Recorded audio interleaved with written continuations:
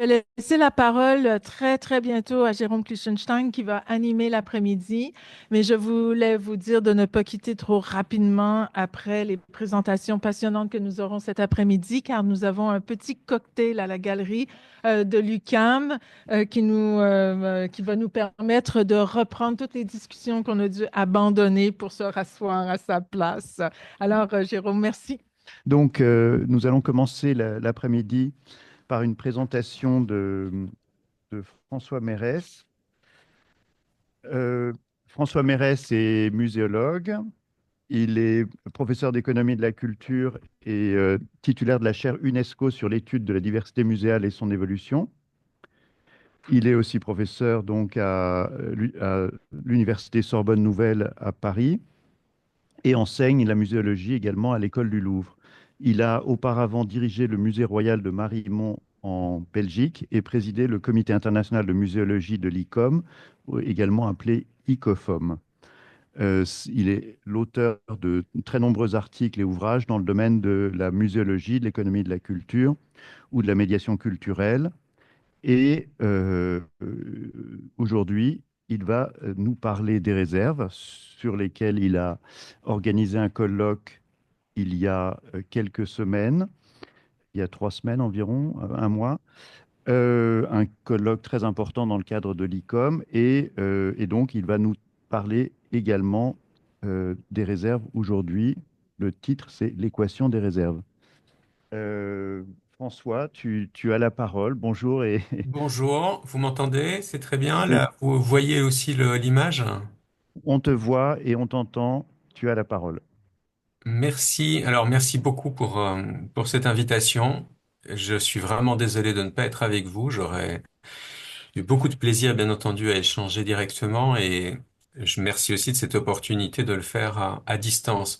J'avais eu évidemment l'occasion de parler de l'équation, ce que j'avais intitulé dans la première intervention l'équation des collections, j'avais très largement évoqué l'augmentation absolument considérable des collections depuis, date, on pourrait dire, de déclenchement sur le plan de la muséologie, 1565, le traité de Samuel Kiekeberg, mais en même temps, évidemment, cette logique-là, elle est très largement liée, évidemment, à un monde qui est le monde occidental, même si, évidemment, on trouve un phénomène de la collection de manière beaucoup plus vaste et à une période qui est aussi la période d'un certain type d'amassement qui est de l'ordre, on pourrait dire, pré-capitaliste ou capitaliste.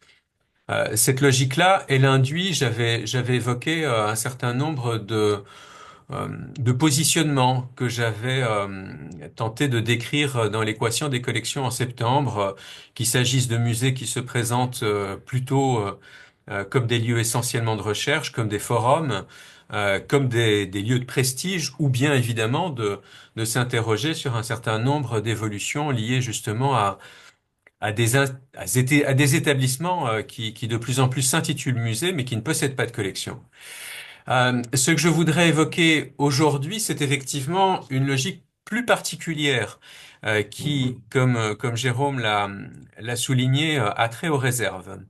Cette logique, elle est très largement datable, pourrait-on dire, à l'entre-deux-guerres, à ce moment où effectivement, alors entre les deux photos que vous avez sous les yeux, il y a une quarantaine d'années ou une trentaine d'années du musée de Boston, dans sa première version, évidemment dans une version très largement épurée, euh, apte, pourrait-on dire aussi, à attirer un public beaucoup plus large, en quelque sorte, et donc avec un nombre plus limité d'objets. Cette logique-là, on l'observe dans l'évolution de la muséographie durant l'entre-deux-guerres, effectivement, à travers le monde. Elle suppose évidemment aussi le développement, on pourrait dire presque la création dans un grand nombre d'établissements, mais surtout le développement des réserves, et qui à ce moment-là commence à prendre un rôle de plus en plus considérable, puisque pour enlever les objets des collections permanentes, on a bien dû évidemment les stocker quelque part. Cette logique-là, elle s'est très largement développée durant ce qu'on a intitulé les Trente Glorieuses, c'est-à-dire effectivement ces 3 décennies qui suivent la Seconde Guerre mondiale et qui reflète, on pourrait dire, la logique du musée à croissance illimitée du Corbusier dont la maquette, évidemment, vous est présentée ici. Cette logique, elle induit évidemment un développement considérable des collections, mais aussi progressivement un développement des réserves. Ce développement, j'ai pu effectivement, lors d'une enquête qui a été menée avec l'ICOM et qui a été publiée au début de cette année, j'ai pu l'évoquer de manière importante. C'est-à-dire que effectivement, comme vous le voyez sur le graphique, pratiquement 75% des musées n'exposent que 85% des collections au mieux. Et un grand nombre, presque un quart des établissements, exposent moins de 2% des collections. Et c'est parfois moins de 1% pour, par exemple, des muséums d'histoire naturelle, des musées de géologie, des musées d'archéologie, etc. C'est donc évidemment dire à quel point les réserves apparaissent comme un lieu particulièrement important, évidemment, actuellement. Et c'est cette même logique qu'on peut observer. Alors ici, sur ce graphique, je présente la capacité des réserves en fonction de l'ancienneté des musées. Comme vous pouvez le voir, évidemment, les musées qui ont été créés il y a moins d'une dizaine d'années ont relativement peu de problèmes en matière d'espace au niveau des réserves. Et la plupart, évidemment, ont encore plus de 50% ou entre 25 et 30% de place pour accueillir de nouvelles collections. Mais forcément, au plus le musée apparaît comme ancien, au plus il a évidemment beaucoup de difficultés pour accueillir ces collections. Donc la plupart des réserves, plus d'un tiers des réserves pour les musées les plus anciens sont véritablement pleines. Et globalement, ça signifie aussi soit de réfléchir autrement, mais souvent, évidemment, plutôt de construire de nouveaux espaces.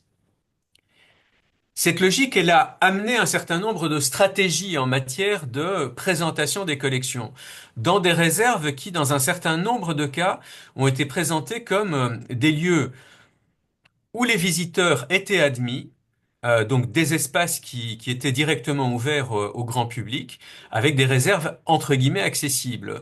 Comme par exemple, à partir des années 1980, une des grandes sections concernant l'art populaire américain au Metropolitan Museum, avec beaucoup d'objets qui sont présentés, selon un dispositif qui n'est pas sans rappeler les réserves, même si celles-ci ont été déjà largement épurées, pourrait-on dire, mais où on présente beaucoup d'objets en quelque sorte.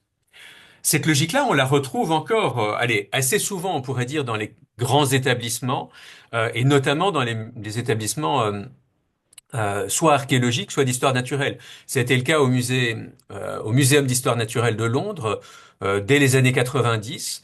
Le musée égyptien de Turin dans ses réaménagements aussi proposé euh, très largement un double parcours, avec un parcours présentant les collections les plus remarquables et des parcours présentant en parallèle, on pourrait dire, les réserves de manière pratiquement, on pourrait dire, presque exhaustive, avec donc énormément d'objets. Avec un intérêt, pourrait-on dire, assez important du public qui peut y passer pas mal de temps. Mais en parallèle, on a pu observer aussi, dès le début des années 70 en quelque sorte, un développement de réserves en dehors du musée. L'un des premiers cas peut-être les plus emblématiques étant celui de la Smithsonian Institution qui, dès 1976, crée la première grande conférence internationale sur les réserves. Et donc effectivement, comme Jérôme a pu le dire, la seconde grande conférence internationale a eu lieu il y a relativement quelques semaines. Dans l'optique, effectivement, de réfléchir sur la situation des réserves à travers le monde et potentiellement, le responsable Paul Perrault l'imaginait déjà à ce moment-là, construire un très grand lieu de réserve pour accueillir les collections de la Smithsonian qui sont parmi les plus importantes au monde. La plus grande collection, par exemple, d'un muséum d'histoire naturelle, près de 140 millions de spécimens. Une réserve qui a été situé à plusieurs dizaines de kilomètres des bâtiments de la Smithsonian et qui est très largement, évidemment, en train de poursuivre son augmentation en quelque sorte. Donc il y a cette logique qu'on pourrait dire qu'on retrouve par exemple aux États-Unis, c'est en tout cas le premier exemple, le premier grand exemple que l'on cite, mais qu'on peut retrouver à toute une série d'autres endroits. Comme par exemple en témoignent les réserves du musée d'histoire naturelle de Tokyo, qui sont situées près de Tsukuba, donc à pratiquement 80 kilomètres de Tokyo. On voit déjà dès cette époque-là une construction qui a été faite dans les années 90, si je ne m'abuse, 80-90. Dès cette époque-là, donc, des réserves qui sont parfois très éloignées du monde des musées, des lieux dans lesquels les musées exposent de manière permanente enfin, de manière permanente, une petite partie des collections.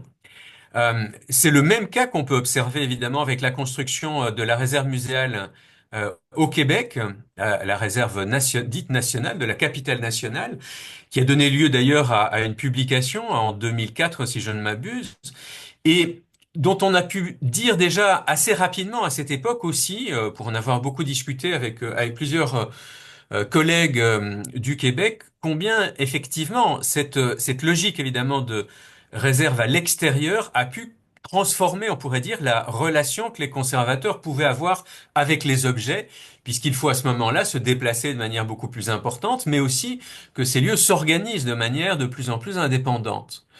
S'organisent de manière indépendante, continuent de se développer, et on peut observer depuis le début des années 2000 une augmentation assez considérable de ce type d'infrastructure. Vous en voyez deux exemples, l'un aux Pays-Bas avec une réflexion très importante notamment sur les questions de présentation, mais surtout aussi les questions de durabilité. De conservation préventive, l'idée de concevoir des espaces qui consomme de moins en moins d'énergie. C'est notamment l'un des chevaux de bataille, par exemple, de cette grande réserve qui a été conçue au Danemark au début des années 2010. Avec bien entendu celle dont on a beaucoup parlé ces dernières années, qui est la création des réserves du Louvre, à pratiquement aussi 70-80 kilomètres de Paris, et avec des lieux qui forcément sont très largement adaptés pour accueillir dans les meilleures conditions possibles, bien entendu, les collections, l'essentiel des collections, pourrait-on dire. Mais l'essentiel des collections avec aussi une certaine logique différente. Alors, bien sûr, des logiques de gestion de collection, de préservation, d'accueil, on pourrait dire des chercheurs, et bien entendu du personnel des musées, des conservateurs, etc. Mais en même temps, de nouvelles stratégies de visibilité pour le grand public. Se rendant bien compte, ça a été notamment le cas du MUSEM, avec la création d'une réserve visitable qui s'intitule l'appartement témoin et qui vise à montrer non seulement bien sûr une partie des collections, mais aussi le fonctionnement en quelque sorte de cette logique des réserves.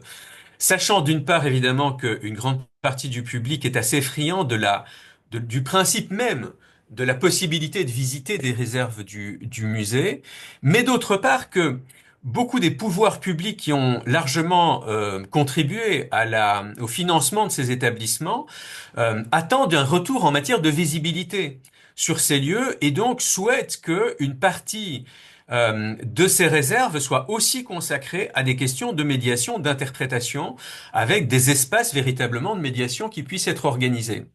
C'est cette logique qu'on a vu se développer notamment avec une grande réserve qui va être inaugurée d'ici quelques mois ou probablement dans un an, qui est un des gros projets actuels du Victorian Albert Museum, donc en Grande-Bretagne, et qui vise justement à proposer une expérience behind the scenes, donc derrière, je dirais, la présentation classique, pour pouvoir regarder dans les coulisses, évidemment, et avoir cette impression tout à fait particulière d'un autre type d'expérience. Cet autre type d'expérience, il a été formulé il y a quelques années avec l'ouverture du dépôt du Boijmans van Beuningen, du musée Boijmans van Beuningen à Rotterdam, qui à la fois visait à présenter derrière un bâtiment assez proche effectivement du musée lui-même, euh, un lieu pour accueillir l'ensemble des réserves du Boymans, mais en même temps un lieu visant à assurer la promotion de ces réserves, notamment durant les périodes où le Boymans lui-même, le musée lui-même, sera fermé pour rénovation, et en parallèle, et c'est un des points qui me semble particulièrement intéressant, en accueillant des collections privées pour pouvoir assurer un cadre tout à fait remarquable en matière de conservation préventive pour des collectionneurs privés. C'est cette même logique qu'on peut apercevoir effectivement avec la firme André Chenu, qui propose dans, autour de la banlieue de Paris, juste à côté de l'aéroport du Bourget, un espace de réserve qui n'est pas visitable, sinon évidemment pour les professionnels, qui est aussi bien accessible pour les musées et un grand nombre d'établissements, soit à titre temporaire, soit de manière relativement définitive. Je n'y serai pas des noms puisque c'est normalement relativement discret. euh, sont accueillis dans des conditions totalement optimales avec effectivement toute une maintenance qui est assurée par la firme extérieure, donc André Chenu, et en parallèle aussi un très grand nombre de collections privées, soit de collectionneurs, soit de galeristes, qui retrouvent là aussi les collections, des conditions tout à fait optimales, y compris pour recevoir un certain nombre de clients pour leur proposer de voir tel et tel objet, etc.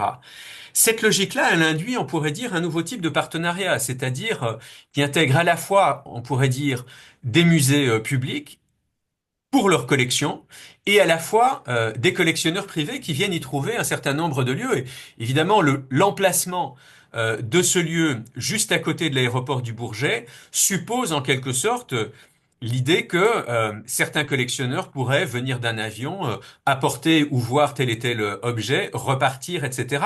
C'est-à-dire un autre type, on pourrait dire, de logistique muséale qui est en train de se développer.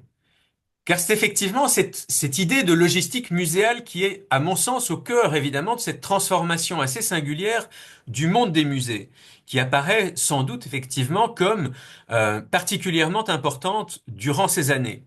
Cette logique, on avait pu la voir se développer à travers le développement absolument important des expositions temporaires à partir des années 1980. L'affiche, enfin plutôt la couverture de la vie des musées, qui est la revue belge de l'Association des musées belges francophones, qui date de 1993, évoquait justement, à travers justement aussi bien des trains, des avions que des camions, l'idée même que les grandes expositions rétrospectives constituent en quelque sorte un système logistique de transport d'objets que Francis Haskell, dans son ouvrage, dans la dernière partie de son ouvrage sur l'origine et l'histoire des expositions temporaires, évoquait de manière particulièrement critique, avec justement ces transports de plus en plus fréquents d'objets à travers le monde, dans un système globalisé de plus en plus important. Cette logique-là, d'une certaine manière, elle conduit effectivement à euh, appréhender le monde des musées de manière particulièrement intéressante. Pendant longtemps, les musées ont échangé entre eux, avec effectivement un certain nombre d'expositions temporaires qui supposaient bien sûr l'idée d'un partage des collections, ce qu'on observe depuis, on pourrait dire essentiellement depuis le début du XXe siècle. Cette logique, elle s'est poursuivie avec évidemment l'adjonction d'un certain nombre de bâtiments, de lieux d'exposition temporaires, dont la seule fonction est d'exposer, qu'il s'agisse de Kunsthalle en Allemagne, de centres d'art, etc., dont évidemment la logique suppose de plus en plus un développement de ces opérations logistiques. Ces opérations qui, dans une perspective évidemment du développement des expositions, se sont très largement développées, mais dans lequel évidemment le développement des collections et donc la venue d'un certain nombre d'autres infrastructures comme celles que j'ai évoquées à l'instant suppose évidemment un autre type de logistique et donc un accroissement en quelque sorte de ces transports entre ces différents lieux euh, de sorte de sorte de créer en quelque sorte un flux absolument considérable d'objets entre différents lieux de plus en plus éloignés. cette logique n'est pas sans rappeler d'autres logiques industrielles et capitalistes qui se sont, enfin, dans un monde capitaliste, qui se sont très largement développées à travers des principes de sous-traitance. Dans un article consacré à la production de l'industrie automobile, qui remonte à une dizaine d'années, euh, les auteurs évoquent justement le phénomène de transformation de l'économie de l'automobile. Alors, ils auraient pu commencer bien plus tôt, hein, avec depuis le début du XXe siècle, où tout se passait dans un même lieu. À partir des années 90, évidemment, un certain nombre de sous-traitants euh, travaillent déjà évidemment avec les grands constructeurs qui, néanmoins, évidemment, produisent un certain nombre de pièces. Ce qui est évoqué, c'est bien sûr l'appel à un grand nombre de fournisseurs spécialisés qui sont de plus en plus sous-traitants et la logique du constructeur qui est de plus en plus en fait celle d'un assembleur qui travaille avec des flux de plus en plus complexes et donc une logistique qui suppose évidemment, hein, c'est celle de celui d'un zéro stock sur place, mais en même temps une logistique de plus en plus considérable qui fait que, par exemple, pour ce constructeur en France de la Peugeot qui traite avec plus de 500 fournisseurs qui doivent donc, à ce moment-là, dans le cadre justement de toutes ces opérations de montage, travailler de manière tout à fait particulière avec cet assemblage. Cette logique-là, elle suppose, on pourrait dire, peut-être un parallèle avec celle qui nous amène, on pourrait dire, avec le monde des musées.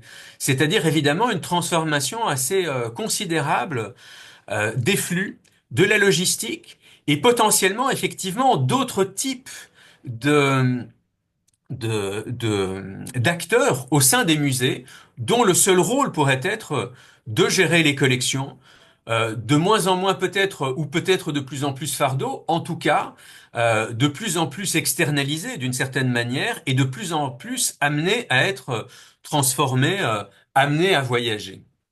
Voilà, je vous remercie. Et j'arrête le partage. Donc, on a la possibilité d'avoir des questions. Moi, comme veut l'usage, je vais commencer par une question pour François. On a tout le temps des discours ou des constats d'une croissance infinie des collections, des réserves, etc. Et donc, tu as pointé les questions de réflexion sur l'écologie, sur on va dire, le développement durable dans certaines réserves en Hollande ou au Danemark. Et alors, est-ce qu'il y a des gens ou est-ce qu'il y a des initiatives qui seraient de l'ordre de la décroissance dans ce domaine? Alors, j'avais évoqué, c'est assez amusant, j'avais évoqué, je pense dans un colloque en 2010, l'idée d'un musée de la décroissance. Et à cette époque-là, je me souviens qu'on m'avait vraiment rionné en se disant, mais enfin, qu'est-ce que c'est? C'est la première fois que j'entends ce genre de d'élucubration.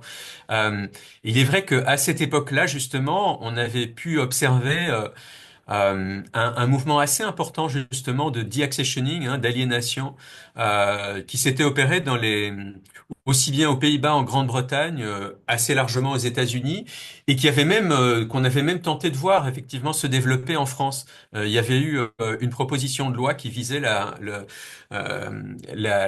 l'aliénation possible des musées de France, mais en 2007-2008, mais qui en 2008 justement avait fait long feu du fait du rapport qui avait conclu justement très largement en défaveur par rapport à ces éléments.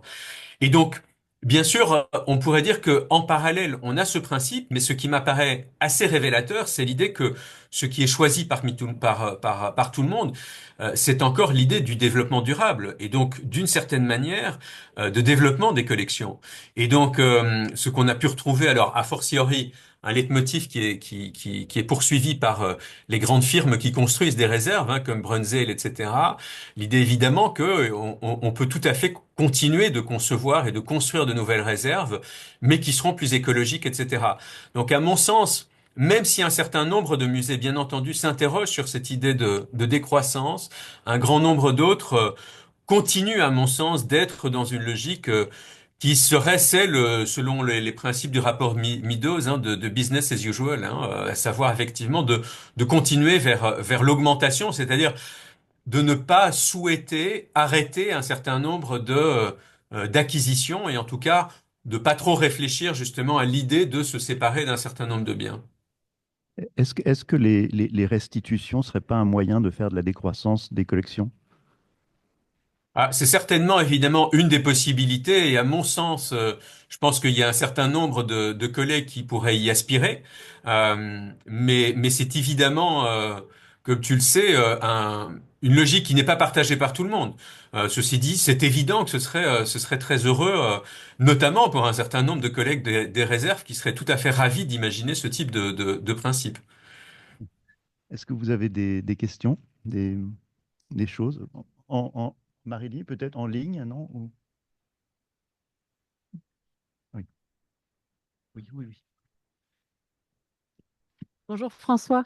Euh, En fait, je suis pas sûre que ce soit une très bonne question, mais cette réserve construite juste à côté de l'aéroport du Bourget m'a tout de suite fait penser au port franc en Suisse. Oui, exact. Hmm. Est-ce qu'il y a un lien à faire entre les deux? Est-ce qu'on est dans une circulation aussi, parce on parle de la circulation sur le marché licite, mais est-ce que du coup il y aurait des corrélations à faire sur ces nouveaux types de réserves avec le marché illicite des objets d'art? Hmm. Alors, effectivement, on ne peut, vous avez tout à fait raison, hein, on ne peut que penser au port franc. Et à mon sens, quand j'évoquais l'homme d'affaires dans son jet qui arrive et qui décolle du Bourget, etc., on n'est pas très très loin de l'image qu'on peut se faire d'un certain nombre de lieux comme à Genève, etc. Et donc, à mon sens, effectivement, c'est-à-dire qu'on a une sorte de nouvel espace qui se développe, pourrait-on dire, notamment pour des très grands collectionneurs qui passent d'une ville à l'autre, qui achètent un certain nombre de biens, qui vont les stocker, qui potentiellement ne les ont pas chez eux. Et donc c'est toute une autre manière, en quelque sorte, de concevoir la collection. Alors on sait qu'il y a des très grands collectionneurs qui ont très largement utilisé ces lieux, que ce soit des ports francs ou effectivement, dans le cas euh, de Paris, on n'est pas dans la même logique et en même temps, on pourrait dire que ces lieux appellent à cette logique.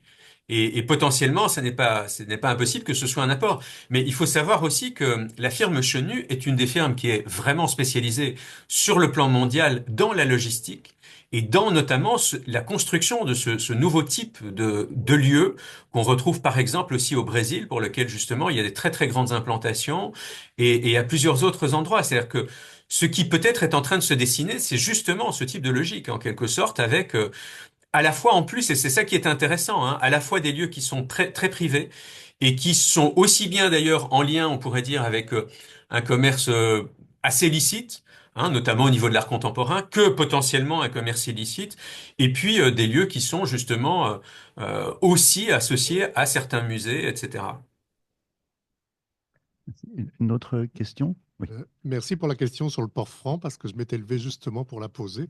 Mais je voudrais euh, poursuivre sur une situation que vous avez présentée, c'est celle de la sous-traitance, Mhm. que je trouve particulièrement intéressante, euh, euh, rapportée aux réserves et aux collections. Mais je me demande si finalement, le musée, ce n'est pas simplement une extension de la sous-traitance que le musée pratique ou que certains musées pratiquent, disons, de manière assez active depuis le début des années 90. À mon sens, vous avez tout à fait raison. Et effectivement, enfin, en prenant l'exemple d'ailleurs des chaînes de montage automobile, l'évolution qui m'apparaît tout à fait flagrante, c'est effectivement une évolution qui est dans la logique, on pourrait dire, de tous les régimes de production capitalistes, hein, c'est-à-dire recourir à de la sous-traitance qui se fait d'ailleurs parfois moins cher à d'autres endroits, etc., et qui conduit évidemment le musée à se transformer. C'est-à-dire qu'effectivement, notamment en France, on a très largement sous-traité, par exemple, la surveillance, la médiation dans un certain nombre de lieux. Et même si évidemment, pour l'instant, dans les infrastructures qui sont conçues, on n'est pas encore dans une logique purement de sous-traitance des réserves. Donc, Chenu en est un exemple, mais bien sûr, pour l'instant, beaucoup de grands établissements cherchent plutôt à continuer de gérer, mais à distance, leur musée. Mais ce que présente cette formule, on pourrait dire, c'est une extension de la sous-traitance. Et si on regarde les choses du point de vue qualitatif, la firme Chenu est assez exceptionnelle sur le plan de la sous-traitance. C'est-à-dire que le niveau de qualité qui est atteint par la firme est vraiment remarquable, hein, avec des mesures de sous-oxygénation qui permettent effectivement de réduire les risques d'incendie de manière absolument considérable, des mesures tout à fait remarquables en matière de sécurité, etc. Et donc que potentiellement très peu de musées peuvent se permettre, qui seraient uniquement gérés par des pouvoirs publics, etc. Et donc c'est évidemment aussi la possibilité de développer cette logique, mais avec aussi tous les risques. En tout cas, ce qui est sûr, c'est que ça, potentiellement, ça transforme évidemment le système du musée, qui, faut pas l'oublier, jusque dans les années 70-80, était un musée qui faisait tout à l'intérieur. À la fois, bien sûr, la médiation, la gestion des collections, mais aussi, si je pense à mon ancienne casquette de directeur, mais aussi la mise en page des catalogues, bien sûr, le travail en photographie, etc., etc. Oui, puis l'idée que j'avais déjà développée dans les années 90, ça commence, d'après moi, très largement avec l'entrée dans les musées du chargé de projet qui Oui, n'existait pas avant et qui va finalement transformer les scientifiques en intellectuels qui alimentent le contenu pour des expositions et des projets qui sont gérés par un chargé de projet qui n'a pas forcément les compétences scientifiques, mais qui a la qualité de réunir les personnes autour d'une même situation et réaliser. Je pense que ça commence dans les années 90 de manière... absolument. Absolument. Et c'est vrai que sur le plan des expositions, avec notamment effectivement aussi le recrutement de commissaires indépendants, etc., et le rôle qui s'est très largement développé, hein, le Québec a été vraiment un très bel exemple à ce niveau-là, du chargé de projet. Il est évident que on se trouve face à une transformation qui à ce moment-là est tout à fait, enfin, s'initie à cette époque. Vous avez tout à fait raison. Merci beaucoup. Merci. Alors, merci François pour ne pas... Ah, Ah. il y a encore une question. Bonjour, je vais essayer d'être rapide. Lisa Bourali, votre présentation montre vraiment une sorte d'alignement sur un néo-capitalisme du musée vers la sous-traitance, vers le musée qui s'aligne vers une forme économique, business orientée, une forme de business, alors que le musée essaie de positionner la recherche, parle de son manque de recherche. Est-ce qu'il n'y a pas quels sont les risques? En fait, vous avez parlé un moment de les risques vers lesquels on va s'en aller avec ce modèle-là. Vous avez dit qu'il y en avait. J'aimerais entendre lesquels. Et vous avez parlé d'une transformation de l'institution à cause de cette nouvelle méthode de travail. Quel est-il? Qu'est-ce qu'il va arriver à l'institution lorsqu'elle va de plus en plus utiliser ce modèle économique de traitement? Alors, je dirais l'évolution potentielle, à mon sens, c'est effectivement, et elle est déjà en train de se produire, c'est-à-dire effectivement que le rapport aux objets est en train de se transformer de manière assez importante, à mon sens, à travers notamment, évidemment, euh, cette logistique de plus en plus éloignée, pourrait-on dire, ce qui veut dire que notamment un certain nombre d'experts qui pouvaient quotidiennement avoir un accès aux objets, etc., et qui en avaient une connaissance tout à fait singulière, se voient totalement transformés, pourrait-on dire. Et donc, que le musée joue de plus en plus un rôle, on pourrait dire, d'assembleur, à travers, avec des possibilités de présenter des objets de sa collection, mais aussi toute une série d'autres éléments, etc. Et cette logique, on l'observe déjà à d'autres endroits. C'est-à-dire que si vous allez en Chine, beaucoup de musées, notamment de musées d'art, ont très peu de collections et donc sont des lieux dans lesquels, en quelque sorte, et se présentent comme des musées, hein, dans lesquels, effectivement, la manière de se penser en tant que musée diffère très largement de la manière dont on le pense encore en Occident, d'une certaine manière. Donc ça, je pense que c'est déjà quelque chose qui, potentiellement, que ce soit le rapport aux objets, le rapport à la connaissance, etc., induit, on pourrait dire, cette transformation qui est en train de se poursuivre. Alors, il y a toute une série d'autres choses, hein, je devrais être beaucoup plus long, mais je sais que le temps est limité. Euh, Sur le plan, évidemment, de ce modèle de marché, alors, il est évident, à mon sens, que c'est un des éléments extrêmement dominants qu'on observe dans le monde des musées, et notamment, évidemment, des plus grands établissements. Bah, cette logique capitaliste, elle est liée, évidemment, à un développement du capitalisme à travers le monde, hein. Et forcément, à mon sens, les risques qu'on peut observer, c'est les risques du développement du capitalisme à travers le monde. C'est-à-dire, effectivement, une logique que Meadows avait déjà largement évoqué, hein. Business as usual, ça veut dire effectivement potentiellement une logique de dégradation enfin, évidemment des ressources, des réserves, et forcément un lien avec le réchauffement climatique, etc. Globalement, c'est ce qu'évoquait Robert James, hein, qui dans son ouvrage Museum and Societal Collapse, hein, c'est l'idée évidemment d'une implosion potentielle, euh, qui est essentiellement, on pourrait dire, liée à une logique de productivité, hein, extrêmement forte, extrêmement importante, dont, à mon sens, effectivement, le musée témoigne de manière extrêmement importante. L'une des hypothèses que je formule et qui apparaît en quelque sorte en filigrane de cette logique-là, c'est évidemment le musée comme maître étalon du capitalisme, hein, puisque le musée s'est développé dans les mêmes régions aux mêmes époques et poursuit son développement en même temps et de manière tout à fait parallèle au PIB des États, hein. C'est assez fascinant. Merci, merci François. On va essayer de conserver notre rythme, Oui. de pas, de pas, voilà, de pas trop dépasser. Donc, maintenant, nous accueillons Annick Meunier, qui est professeure titulaire en muséologie et en éducation à l'UQAM, où elle dirige le groupe de recherche sur l'éducation et les musées, le GREM. Elle s'intéresse au champ des médiations culturelles, c'est-à-dire à l'analyse des pratiques professionnelles des acteurs, aux méthodes mobilisées et à leurs effets sur les différentes catégories de public. Il s'agit notamment des médiations mises en œuvre dans le patrimoine et les musées, connues sous le nom d'éducation muséale. Elle participe également à diverses activités en milieu éducatif et muséal, notamment la conception et l'évaluation de programmes éducatifs muséaux auprès des personnes enseignantes et des élèves. Et le titre de sa contribution est La collection éducative, outils pédagogiques ou mode d'aliénation. Merci. Merci. Enchantée, Jérôme. Je n'ai pas voulu arriver trop vite pour ne pas tirer le tapis sous les pieds de François Mérès. Donc, merci François pour cette communication si tu es toujours là. Et je débuterai. Wow, tout un arsenal. Excellent. Donc, voilà. J'aimerais tout d'abord remercier les organisateurs, en fait, les personnes qui ont organisé ce colloque, la collègue Marie Fraser notamment, et toute son équipe, bien sûr, la coordonnatrice également, Marie-Lie Labonté. Je vois qu'elle a déjà une complicité, en fait, une complice pour lui prêter main forte. Alors, je salue très chaleureusement ces gens qui tiennent à bout de bras, en fait, cette organisation et ces organisations de moments de partage et d'échange qui sont tout à fait riches.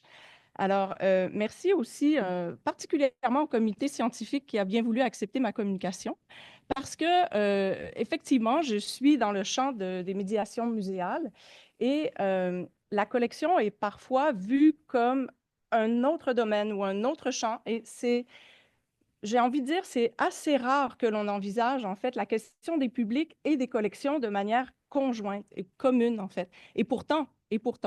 Alors, voilà une occasion d'en discuter. Et puis, l'angle, en fait, éducatif, parce qu'effectivement, le titre du colloque m'a beaucoup stimulée. Je me suis dit, tiens, fardeau, ressources, ben, je pense qu'il y a un peu des deux, en fait, dans les collections. Mais mon approche abordera peut-être, ben, j'ai envie de dire, peut-être un peu d'espoir, peut-être une redéfinition au sein même des institutions également de cette proposition d'utiliser des collections et même d'en construire et d'en développer, de les constituer pour justement appuyer, soutenir la visée et la fonction éducative. Alors, d'entrée de jeu, je vais dire que c'est un sujet qui est peu documenté. Alors, c'est difficile d'en faire une analyse. Donc, ce que je vais apporter aujourd'hui sont des éléments impressionnistes parfois, des éléments qui nous amènent à structurer, j'espère, l'analyse et la réflexion. Donc, pour une fois, en fait, je vais aussi centrer mon propos au Québec sur la question, en fait, des collections éducatives ici. Alors, dans l'actualité québécoise, pas plus tard que le 15 novembre, on voyait cette information passer, ou en tout cas cette réclamation, si l'on veut. Et souvent, la question des collections rejoint les enjeux qui sont liés, bien entendu, à l'espace qu'occupent les objets de cette collection, soit dans les réserves des institutions muséales ou, comme on vient de le voir avec la présentation de notre collègue Mérès, donc de ces espaces, en fait, qui, tout comme les universités, amènent en fait à aller à l'extérieur et créer des antennes, cette fois, dans le fond, pour proposer des lieux pour peut-être éventuellement, comment dire, prolonger leur mission. Alors ici, on voit que le musée des Ondes berlinier cherche un endroit pour loger non pas quelques objets en trop, mais bien 30 000 objets d'une collection qui cherchait, dans le fond, un lieu pour justement permettre de conserver et de préserver cette collection. Alors, je débute en rappelant que le 21e siècle est pour les musées, mais pas que, nous en conviendrons, pour les êtres humains aussi, je pense, celui de la redéfinition, celui du mouvement, des transformations auxquelles les collections n'échappent pas. Le musée est dorénavant protéiforme et réinvente ses espaces. Les musées sont de plus en plus engagés, mais également engageants pour leurs visiteurs, qui, eux, se montrent de plus en plus exigeants. Les musées revisitent plus que jamais leurs épistémologies qui sont héritées et leurs ontologies parfois restées figées. Or, de tout temps, avance Fleming, les musées sont des institutions en mouvement continu. Je traduis librement, en fait, la citation qui apparaît à l'écran. Au début, il n'y avait pas de musée d'art. Une irrévérence innocente nous rappelle que les musées sont des inventions humaines et non des institutions inévitables, éternelles, idéales. Il va même jusqu'à ajouter divines. Ils existent pour les objets que nous y plaçons et ils évoluent à mesure que chaque génération choisit comment les percevoir et les utiliser. J'évoquais plus tôt que la collection éducative est une pratique muséale récente qui a été observée au Québec et semble nouvellement se développer dans certains musées d'art. Il s'agit du collectionnement dans le cadre spécifiquement éducatif et didactique et les départements d'éducation, en fait, leur permettent de remplir leur mission éducative et culturelle.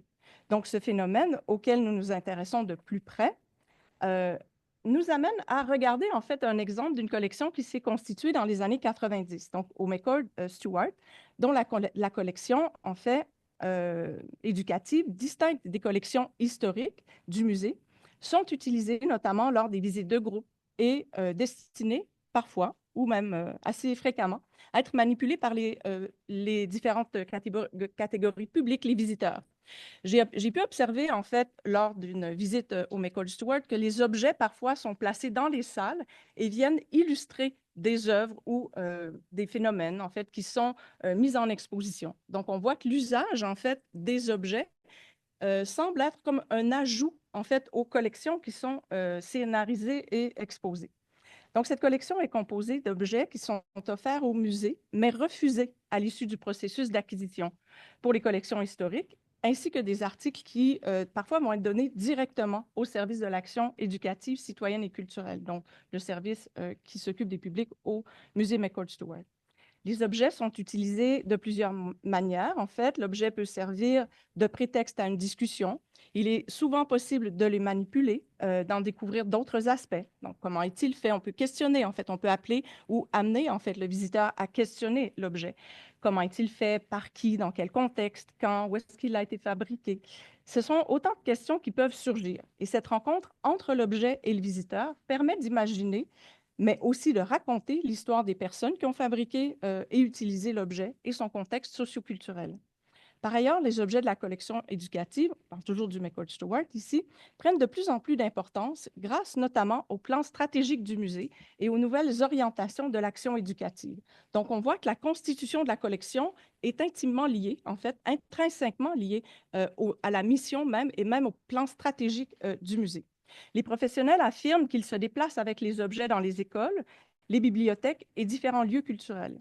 Ces objets ne sont pas seulement utilisés dans le musée, mais les personnels du musée donc, vont partir à la rencontre des gens et générer ainsi des discussions qui s'avèrent souvent très riches.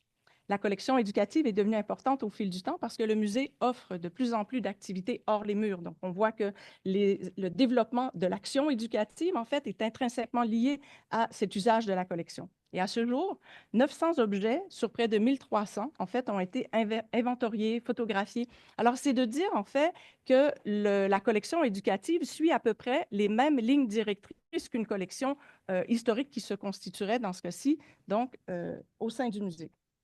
J'ai mentionné à propos des collections éducatives qu'il s'agissait d'un phénomène peu documenté, et c'est vrai, mais en partie. Il s'agit bien d'un phénomène observé au Québec, mais peu documenté dans les écrits, dans la littérature. Cependant, comme il s'agit d'une pratique professionnelle de plus en plus répandue, deux recherches récentes, en fait, ont été conduites récemment dans le cadre de travaux dirigés à la maîtrise en muséologie et ont apporté plus de précision quant au phénomène. Mais avant d'aborder les résultats de ces études, je pense que dans le fond, il faudrait essayer de tenter de cerner ce que sont les collections, ces collections éducatives, et comment elles se définissent et comment elles se sont constituées. Alors, contrairement aux collections éducatives constituées au sein des musées de sciences, d'histoire ou de société, la collection éducative d'un musée d'art se distingue particulièrement par la nature de son contenu. Elles sont composées, ces collections d'œuvres d'art authentiques, soit des objets issus de la création artistique, ayant initialement été intégrés aux collections d'institutions muséales reconnues. Ce type de collection peut soulever plusieurs enjeux, notamment quant à ses modes de gestion, de conservation et d'utilisation. Nous en exposerons quelques-uns dans la suite de cette présentation. Alors, la collection éducative peut également se retrouver dans des musées d'anthropologie, tout comme dans d'autres types d'institutions muséales. Ces collections sont principalement destinées à servir de ressources matérielles pour la conception et la réalisation des activités de médiation culturelle. Autrement dit, le contenu des collections peut notamment prendre la forme de jeux interactifs, d'objets authentiques ou de reproductions permettant la manipulation. Alors, tel que l'explique Sarah McFarlane, les collections éducatives sont généralement perçues comme étant des moyens pour les visiteurs d'avoir une meilleure expérience. Donc, c'est dans le fond pour bonifier, augmenter, gagner en qualité au regard de l'expérience d'apprentissage que les objets de ces expositions, en opposition avec les objets qui sont présentés dans les expositions, on va le dire, pour le dire rapidement, traditionnelles. Donc, aujourd'hui, les collections éducatives, et donc je traduis la définition qu'en donnent McFarlane et Johnson, que vous voyez affichée maintenant, donc en anglais bien sûr, mais je le traduis. Aujourd'hui, les collections éducatives sont un outil largement utilisé qui offre aux visiteurs l'opportunité d'interagir avec les véritables objets du musée. Les collections éducatives se distinguent des autres collections de musées par leur utilisation, stockage, entretien. Alors, une collection éducative désigne un ensemble d'œuvres ou de reproductions qui sont sélectionnées pour, on a relevé en fait 3 objectifs ou 3 intentions particulières. Encourager l'apprentissage actif, donc permettre l'exploration approfondie d'aspects techniques, esthétiques, historiques, par exemple. Ces objets sont voués souvent à être manipulés ou à être accessibles, en tout cas, d'une autre manière que les objets de collection du musée. Alors, parfois, les œuvres sont des copies, des moulages, des répliques ou des originaux qui seraient peut-être moins précieux et permettent des manipulations ou des expérimentations. Ces collections visent aussi à répondre à des objectifs pédagogiques spécifiques. Aider les publics à développer leur regard critique peut être un exemple, comprendre un contexte artistique ou encore s'initier à des techniques particulières ou susciter la pensée critique. Je vais donner un exemple, en fait, celui de l'espace découverte de la sculpture de la Galerie Tactile, récemment ouverte au Musée du Louvre. C'est un lieu, en fait, qui réinvente l'accessibilité muséale. Il a été créé dès les années 1995 au sein du département des sculptures. Et la présentation de reproductions d'œuvres d'art, donc cette fois, on n'est pas sur des objets authentiques, mais davantage sur des reproductions, sont destinées à être touchées, qui est caractérisé, ce qui a dans le fond caractérisé cet espace dès sa création. Donc, l'objectif était vraiment la manipulation d'œuvres, mais de reproduction, et non pas d'œuvres authentiques. Elle a été, en cours de route, en fait, enrichie d'objets, d'autres outils, en fait, de médiation qui étaient adaptés aux spécificités de chacun. Des cartels en braille, par exemple, ont été proposés, des parcours en langue des signes française, des récits d'œuvres à écouter, des audiodescriptions également. Donc, une panoplie de supports, de dispositifs qui viennent accompagner, en fait, ces propositions médiatiques. Une ligne de guidage parcourt les 80 mètres carrés de l'espace d'exposition et facilite le déplacement autour des œuvres dont la hauteur est adaptée aux jeunes publics et aux visiteurs à mobilité réduite également. Donc, l'espace a été pensé pour garantir un accès universel aux collections et vient en complément donc de d'autres dispositifs qui étaient déjà existants au cœur du musée. Quelles sont donc les principales caractéristiques et les usages des collections éducatives? Alors, on relève quelques caractéristiques. Les œuvres sont choisies pour leur valeur didactique. Souvent, c'est le cas. Ce sont des œuvres qui sont emblématiques ou représentatives de mouvements, techniques ou des périodes particulières. Par exemple, on va prendre une esquisse pour essayer de faire comprendre un processus créatif. Les formats peuvent être adaptés également. Des copies, des agrandissements, des numérisations peuvent être utilisés pour éviter les contraintes de conservation des œuvres qui seraient des œuvres originales. Elles peuvent aussi agir à titre d'accessoires complémentaires. Donc, certaines œuvres vont être accompagnées, comme je l'ai évoqué dans l'exemple au Louvre, en fait, à la Galerie des sculptures, de documents explicatifs, de supports interprétatifs, interactifs, des éléments tactiles pour enrichir, en fait, l'apprentissage. Les principaux usages, maintenant, de ces collections, enseigner l'histoire de l'art en est un. Par exemple, les œuvres peuvent servir à illustrer de grands mouvements artistiques ou à introduire des figures majeures. Par exemple, analyser les nuances du clair-obscur à travers certaines reproductions de tableaux. Ça peut être un usage proposé. Des ateliers techniques également. Donc, les œuvres peuvent être utilisées ou étudiées pour comprendre des procédés artistiques, la perspective, composition, technique de peinture ou sculpture, en fait, et j'en passe. En fait, ce sont que quelques exemples. On pourrait penser à des formes d'apprentissage par comparaison en mettant des œuvres contrastant différents éléments, permettant d'explorer des choix artistiques, par exemple. Et puis, enfin, un autre usage, sensibiliser à des thématiques sociales ou culturelles. Donc, des œuvres éducatives sont souvent utilisées pour aborder des questions telles que la diversité, l'égalité ou l'environnement. On parle beaucoup ici, en fait, au Canada, d'EDI, par exemple. Des œuvres pourraient permettre de contraster certains éléments historiques ou socioculturels encore. Par exemple, des œuvres de Basquiat pourraient être utilisées dans des discussions sur l'art comme moyen d'expression politique ou encore des œuvres d'artistes émergents pourraient permettre de sensibiliser à la place de ces artistes dans les collections des musées d'art. On peut se questionner à propos de l'impact de l'utilisation en fait de ces collections et de leur présence au sein des musées d'art sur les apprenants. Donc, qui vont avoir recours, qui vont utiliser ou qui vont être mis en lien, en fait, et en relation. On imagine, en fait, trois éléments de l'appropriation des savoirs qui, par le fait de travailler directement avec les œuvres, rendent des concepts artistiques concrets et engageants. Donc, on sait que les expériences ou l'apprentissage expérientiel est quelque chose, en fait, qui est documenté dans la recherche, de très riche pour le développement des apprentissages. Apprentissage collaboratif aussi, on sait que les programmes de formation de l'École québécoise, notamment, vont mettre en avant ces approches de co-création, collaboration et de partage, en fait, de ce genre d'expérience recherchée, notamment par le socioconstructivisme qui sous-tend particulièrement donc l'École québécoise. Ensuite, stimulation de la créativité. Donc, étudier des œuvres sert aussi de point de départ pour des projets personnels qui permettent aux participants, par exemple, d'exprimer leur propre créativité. Alors, je vous ai parlé de deux études. Je me permets donc dans les quatre diapositives qui suivent de montrer quelques résultats. Bien entendu, 20 minutes, ça va très vite.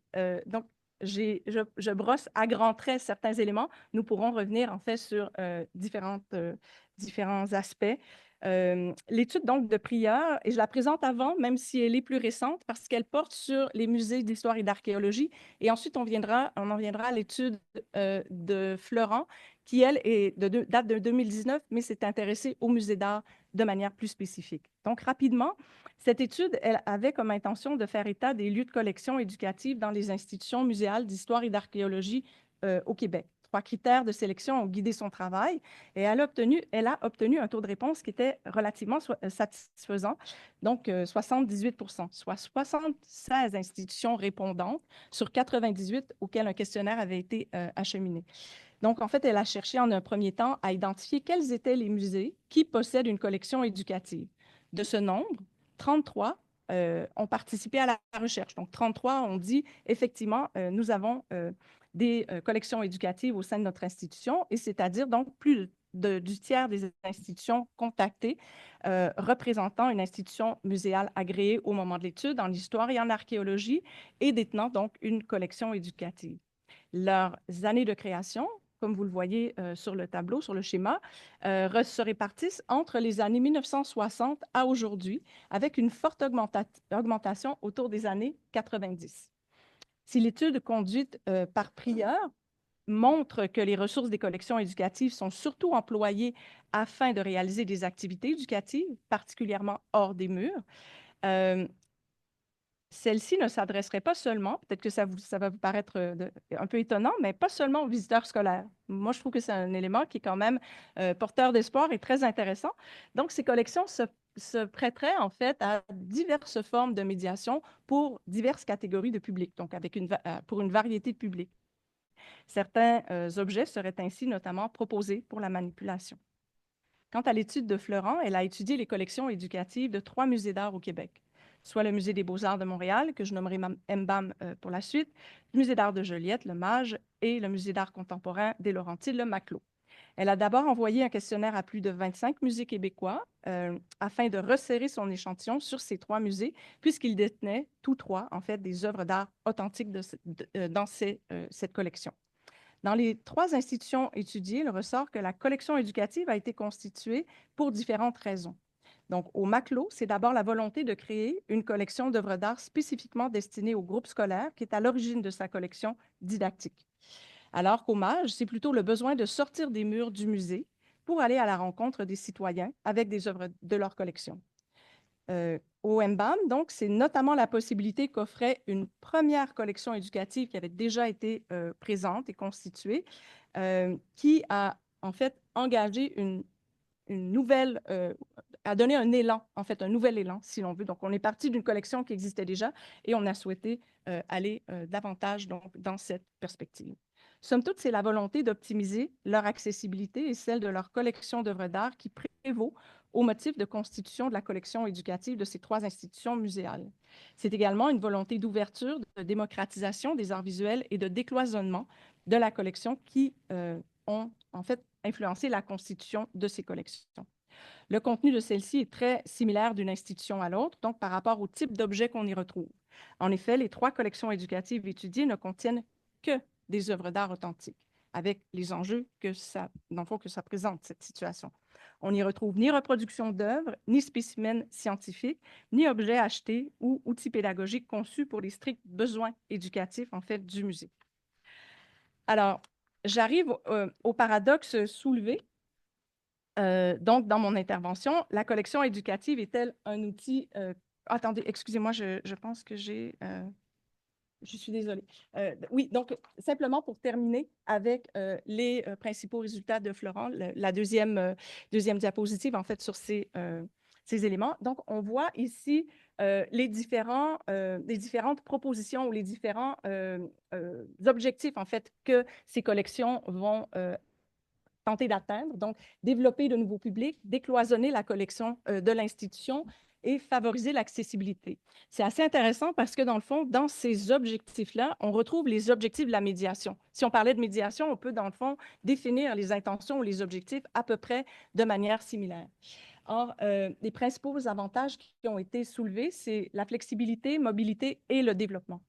Et en fait, ce qui est intéressant, c'est de voir que peut-être, dans le fond, des avantages au niveau de ces collections qui sont, dans le fond, constituées véritablement au sein des départements d'éducation, appellent les médiateurs et les professionnels qui sont à même ces services de l'éducation dans les musées, donc amènent à revoir leur positionnement et leur identité professionnelle. C'est-à-dire que les médiateurs, il y aurait peut-être un glissement du rôle de médiateur ou d'éducateur de musée vers celui de conservateur.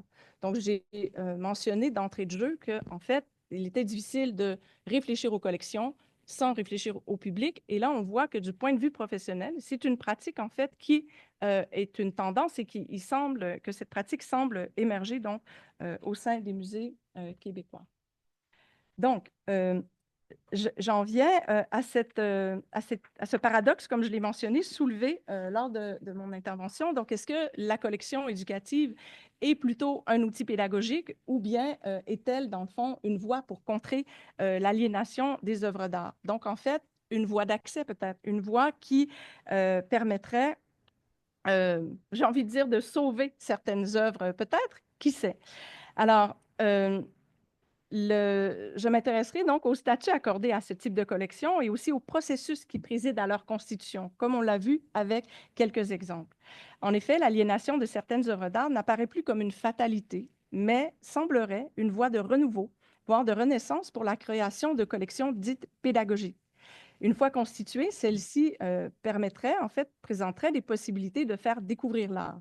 Elles apparaissent aussi telle une avenue permettant de faire valoir au sens de redonner de la valeur. Donc, faire valoir, redonner de la valeur à des œuvres qui seraient laissées pour compte dans la collection, uniquement envisagées autrefois à l'aune du concept de chef-d'œuvre.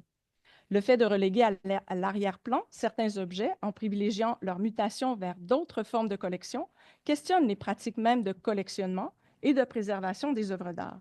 Cette nouvelle pratique muséale considère de nouvelles ressources pour assurer la fonction principale qu'elle concerne, donc l'éducation muséale. L'aliénation des collections dans les musées, donc très rapidement, parce que je sais que certaines personnes s'intéressent de manière plus soutenue et spécifique, mais vous l'aurez vu, j'essaie de dresser un peu un panorama. Donc, quand il est question d'aliénation des collections dans les musées, c'est dans le fond s'intéresser au processus par lequel un musée doit ou va se départir officiellement d'un ou plusieurs objets de sa collection, que ce soit par la vente, l'échange, le don, la destruction ou la restitution.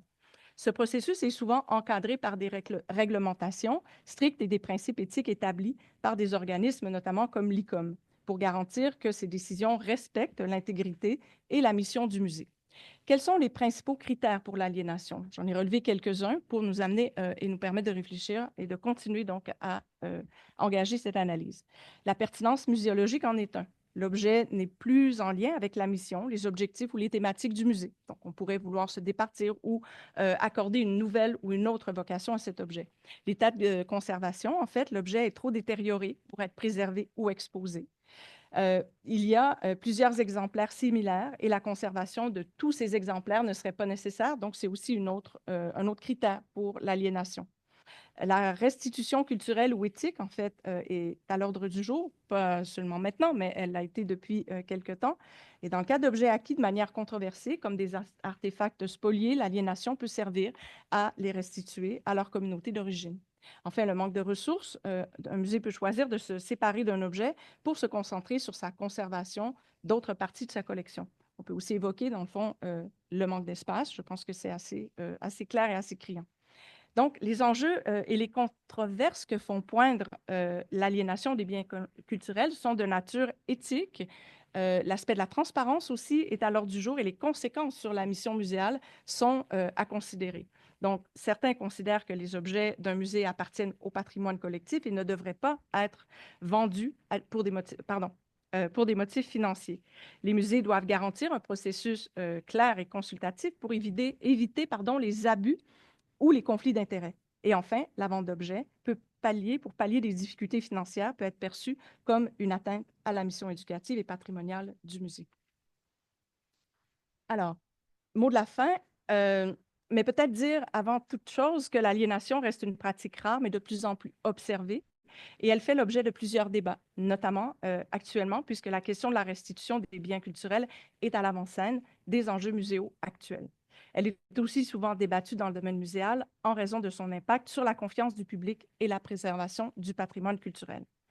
Enfin, la question qui anime ce colloque, la collection est-elle une ressource ou un fardeau, vous l'aurez compris, vous l'aurez perçu. En fait, je pense que la réponse était un peu en filigrane de cette contribution. Lorsque la collection devient fardeau, les professionnels la transforment en une ressource, dans ce cas éducative, pour le grand bénéfice de tous. Les collections éducatives dans les musées d'art représentent donc une interface entre les chefs-d'œuvre artistiques et l'apprentissage, mettant l'accent sur l'expérience active et la participation des publics, ce qui est de plus en plus, en fait, demandé, mais ce qui est de plus en plus aussi souhaité de la part des musées. Mais comme vous l'avez perçu aussi, elle soulève donc encore beaucoup d'enjeux. Je vais m'arrêter ici. Et donc, oui, je vous remercie pour votre attention et place à vous.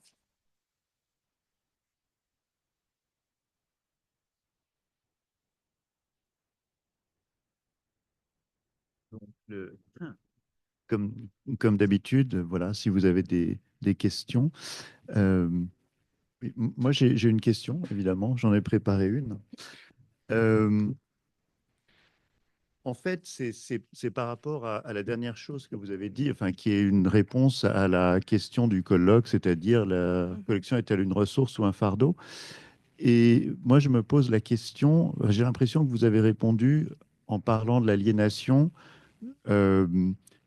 Mais enfin, peut-être parce que je viens de France où l'aliénation n'existe pas, tout simplement. Donc, je me suis pas posé la question comme ça. Enfin, cette réponse est très bizarre pour moi parce que c'est très, très éloigné. Mais je me suis demandé quand même si peut-être que la question, c'est est-ce que la collection éducative est une bonne chose ou est-ce que c'est une mauvaise... Parce que vous avez parlé de médiation, vous avez parlé d'éducation, d'apprentissage, etc. Et je vois bien la distinction entre les deux, évidemment, forcément. Je vois très, très bien la distinction entre médiation et éducation. Et je me demande, voilà, ma question, c'est est-ce que la collection éducative est une bonne chose? C'est une excellente question. En tout cas, elle peut être envisagée apparemment dans les pratiques actuelles comme étant une ressource pour soutenir les programmes, les actions éducatives et culturelles. Et sur la question de l'aliénation, très rapidement, mais est-ce qu'on ne peut pas considérer l'aliénation au sein même de l'institution et non pas à l'extérieur? Parce que je pense que la manière dont vous envisagez l'aliénation, effectivement, c'est-à-dire que je n'ai pas mentionné l'aspect juridique, mais je pense qu'il est aussi très présent. Mais du coup, le changement de statut de l'objet au sein même du musée peut peut-être, en fait, envisager ces changements comme étant des formes d'aliénation, c'est-à-dire que l'objet n'est plus ou n'accède pas en quelque sorte le cas du Michael Stewart, c'était ça, vous savez, il n'accède pas cet objet ou ces objets à la collection historique, mais vont plutôt être, je vais utiliser le terme, relégués en fait à des collections éducatives qui se constituent, alors bonne chose ou pas, c'est donc, collection se constitue pour venir en aide, pour soutenir en fait les intentions éducatives et les intentions pédagogiques des professionnels des services de l'éducation. Je vais reformuler ma question. Peut-être que, bon, il y a le problème de l'éducation. Il y a le problème de l'usage des objets dans l'éducation, c'est-à-dire en tant qu'illustration, en tant que, etc., argument du discours, et peut-être instrumentalisation de ces objets. Euh, mais si ce sont des objets relégués, peut-être que ce n'est pas les meilleurs objets. C'est-à-dire que, on va dire que dans une visée éducative, on souhaiterait avoir les meilleurs objets. Mhm. Je pense que l'un n'exclut pas l'autre. Et qu'est-ce qu'un bon objet? Qu'est-ce qu'un meilleur objet? Qu'est-ce qu'une bonne... Voilà. Moi, en tout cas, je ne m'avancerai pas sur ce terrain parce que je ne me permettrai pas de juger quel est un bon objet pour une pratique en particulier. C'est-à-dire que l'objet, même abîmé, peut porter un message pédagogique, peut transmettre une certaine information. Je vais insister là-dessus. Et, non, Très bien, non, mais je parce vais aussi. qu'il s'agit d'œuvres d'art, ce dont vous avez parlé. D'accord. On est dans le champ des œuvres d'art parce que effectivement, des objets utilitaires, des objets du quotidien, etc., à peu près n'importe quel objet peut Mhm. faire l'affaire. Mais des œuvres d'art, on va dire, considérées comme de moindre importance ou n'ayant plus de pertinence ou étant, etc. Enfin bon, la question de la qualité, on peut en parler, Absolument. mais il y a enfin, il a été décidé, c'est la raison de l'aliénation, que leur qualité était moindre, de fait. Euh, voilà, donc donc est-ce que la posture éducative enfin, n'est pas un peu au rabais si ça se fait avec ce type d'objet? Intéressant. Je pense que ça renvoie à l'intention éducative. En fait, quelle est l'intention d'avoir recours à cette œuvre? Disons, une œuvre qui n'aurait pas accédé les collections du musée, mais qui serait reléguée, ou en tout cas qui constituerait la collection éducative. Alors, je vais donner l'exemple du musée d'art contemporain des Laurentides, qui partait en fait donc exposer certaines œuvres authentiques, des œuvres d'art, c'est bien ce dont il est question, dans les parcs. Alors moi, je trouvais ça complètement aberrant. Mais effectivement, ce sont des œuvres qui pouvaient soutenir, supporter en fait les conditions extérieures. Et la collection éducative, elle est souvent utilisée pour aller hors les murs, donc pour aller à la rencontre des publics qui ne viendraient peut-être pas dans le musée. Donc, est-ce que ce n'est pas un point de départ, en fait, pour sensibiliser à l'art?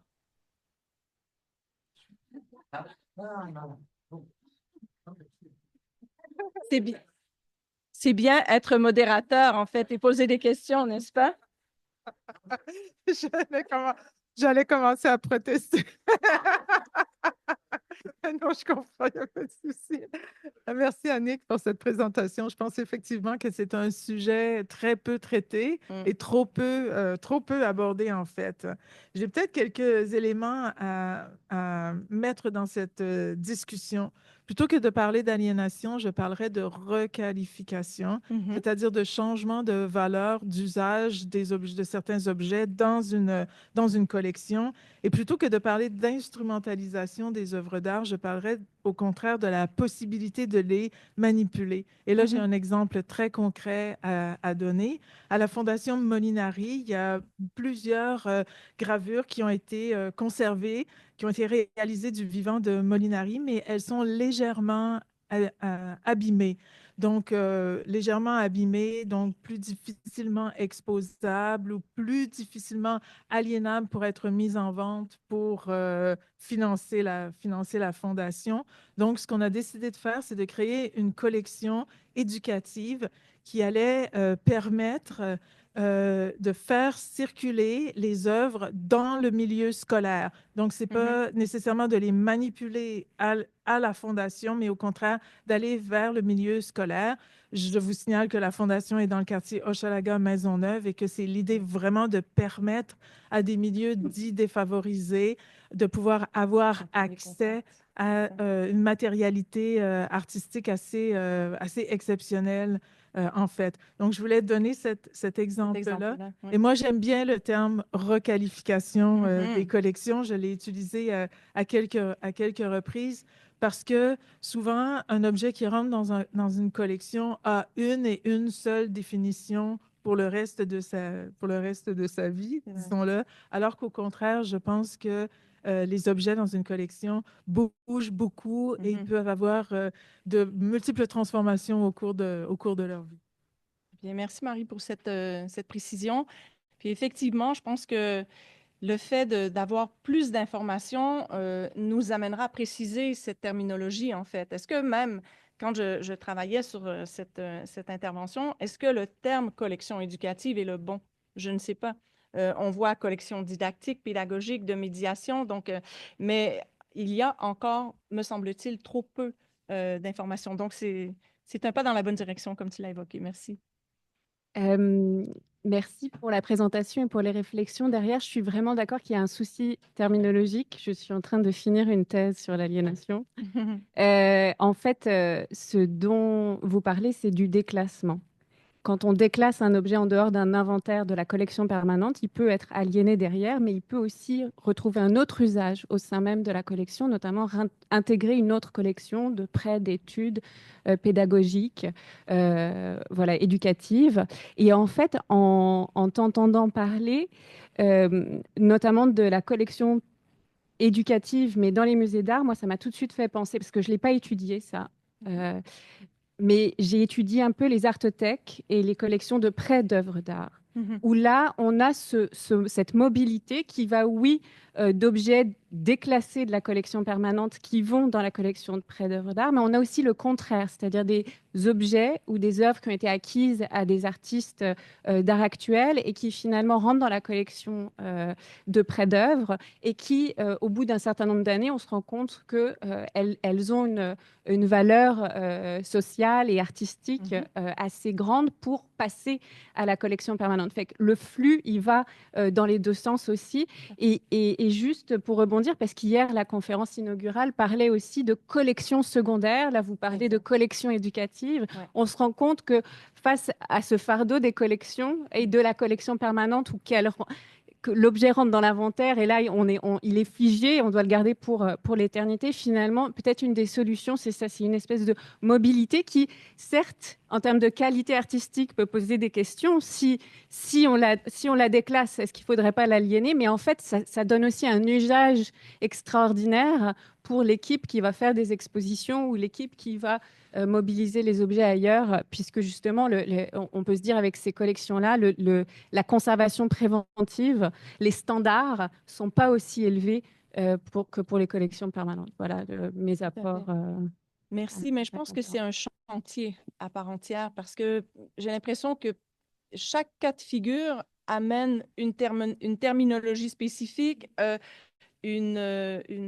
contexte aussi qui nous amène à avoir de plus en plus de précision, en fait, pour ces analyses-là. Pour l'instant, c'est un peu balbutiant, donc j'ai un peu joué avec ces concepts pour qu'on puisse justement ouvrir l'échange et peut-être éventuellement, si on en a l'énergie, déployer ce chantier.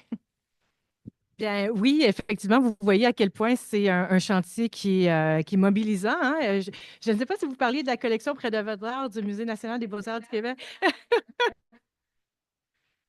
OK. La Banque d'œuvres d'art qui est fermée, là, par exemple, je pense qu'ils ne sont plus actifs à cet égard-là.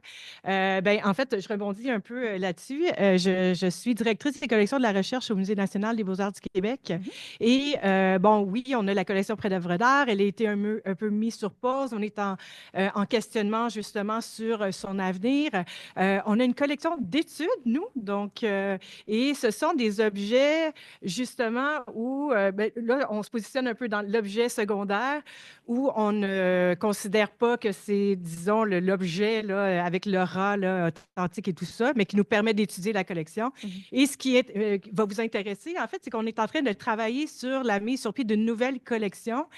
La collection Rencontre. Et donc, c'est une collection qui va s'apparenter à la collection Prêt d'œuvres d'art. Donc, il y a possiblement aussi des œuvres de la collection Prêt d'œuvres d'art qui sera déclassifiée pour être reclassée dans la collection Rencontre. Mais cette collection Rencontre va rejoindre justement des aspects plus communautaires et donc, et qui va être utilisée, usée, je pourrais dire, pour justement des projets hors musée avec certaines communautés, aller dans les écoles ou justement avoir des discussions autour de problématiques sociales et tout ça. Et on fait des acquisitions, on va faire des acquisitions, soit par achat ou donation, mais d'œuvres de qualité, mais qui seront acquises à cet effet. Et là, vous aviez mentionné tous les, euh, comment je pourrais dire, le stress que les restaurateurs dans les musées ont à faire, à présenter des œuvres dites de la collection permanente parce que pour eux, bon, c'est un peu contre leur nature que de laisser passer des objets qui sont fragiles. Mais avec cette collection-là, on va le faire en connaissance de cause. Et là, il y a moins de stress ou du moins, il y a moins de responsabilité envers tout ça. Puis, c'était aussi pour mettre plus d'œuvres dans les espaces publics, ce qui manque phénoménalement dans plusieurs musées. Effectivement. Donc, je voulais vous remercier parce que je trouve que c'est un chantier vraiment à déployer. Puis, si jamais vous voulez qu'on collabore ensemble, ça me ferait plaisir. Merci. Donc, juste pour terminer, on va devoir avancer rapidement, mais j'ai un commentaire de Christian Vachon du Musée McCord qui mentionne que certains objets de la collection éducative du Musée McCord Stewart ont réintégré la collection historique. Comme quoi, c'est intéressant. Mais merci infiniment pour ce commentaire. Mais vous voyez comment les éléments, on les reçoit au compte-gouttes, on essaie de les qualifier, caractériser, redéfinir. En tout cas, voilà, c'est un chantier. Je vais finir comme ça. Merci. Merci.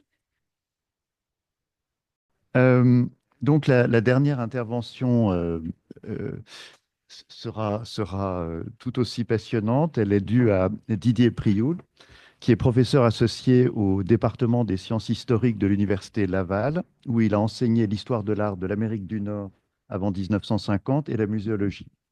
Spécialisé sur la peinture et les arts graphiques au XVIIIe et XIXe siècle, ses recherches ont porté sur l'interrelation entre l'art et la culture visuelle dans une perspective transcontinentale. À titre de commissaire, il a réalisé et collaboré au développement de nombreuses expositions au Québec et en Europe. Il est également l'auteur de textes théoriques sur la mise en exposition de l'œuvre d'art et la pratique de l'intitulation des expositions. Le titre de son intervention est « L'exposition inaugurale et les ambiguïtés de la représentation ». Merci beaucoup, Jérôme. Merci aux membres du comité d'avoir retenu ma proposition parce que c'est un test que je vous présente ce soir sur le thème de l'exposition inaugurale qui me gratte le cerveau et que j'essayais d'ordonner.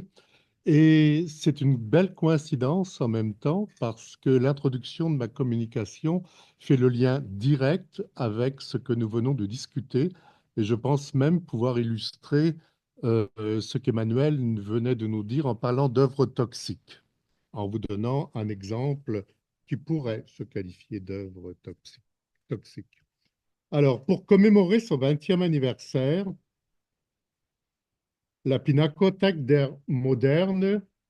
Oh, ça coince.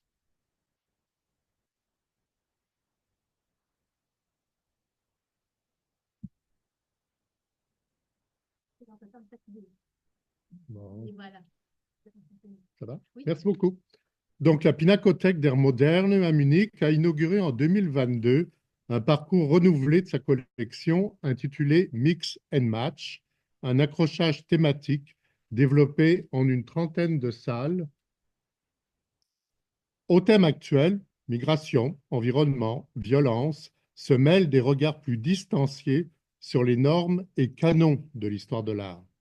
C'est le cas de la 4e salle, Panopticum, qui reprend le titre du tableau de Joseph Scharf, peint en 1927, et fait référence au plus ancien musée de cire en Allemagne, ouvert à Hambourg en 1879. Le corps et ses représentations organisent l'accrochage des œuvres, où le triptyque d'Adolf Ziegler, Les 4 éléments, fait face à celui de Francis Bacon, La crucifixion. Peint pour la résidence d'Hitler à Munich, le tableau de Ziegler occupa la place d'honneur dans le pavillon de l'Allemagne à l'exposition universelle de Paris en 1937. Ce que l'on sait moins, c'est qu'Adolf Ziegler était le directeur de la Chambre des beaux-arts du Reich, chargé par Joseph Goebbels de la saisie des œuvres dites dégénérées dans les musées d'art moderne en Allemagne. Sa prise de parole, le jour de l'inauguration de l'exposition Entartete Kunst, art dégénéré, à Munich, le 19 juillet 1937, dont il fut l'organisateur. Par plaisir, je n'utilise pas le terme de commissaire, est sans équivoque. Je résume la citation que vous avez. Des monstruosités de folie, d'insolence, d'incompétence et de dégénérescence. Georg Baselitz sera le seul à demander le retrait d'une œuvre qu'il juge comme un objet de la propagande nazie. Le musée, son directeur Bernhard Maass et le commissaire de l'exposition Oliver Kase répondront en parlant, et je les cite, d'un engagement historiquement objectif avec l'art nazi au-delà des accusations moralisatrices. S'il rejette l'idéologie aryenne de la race supérieure, les commissaires n'ont pas voulu voir qu'une œuvre comme celle de Ziegler n'est pas hors de l'espace symbolique du tableau, mais constitutive de l'acte artistique lui-même. Un tel dispositif d'exposition ne peut pas se réclamer d'un engagement objectif dégagé de toute morale. Mix and Match est un point de départ pour réfléchir à la question posée par le colloque. La collection est-elle une ressource ou un fardeau?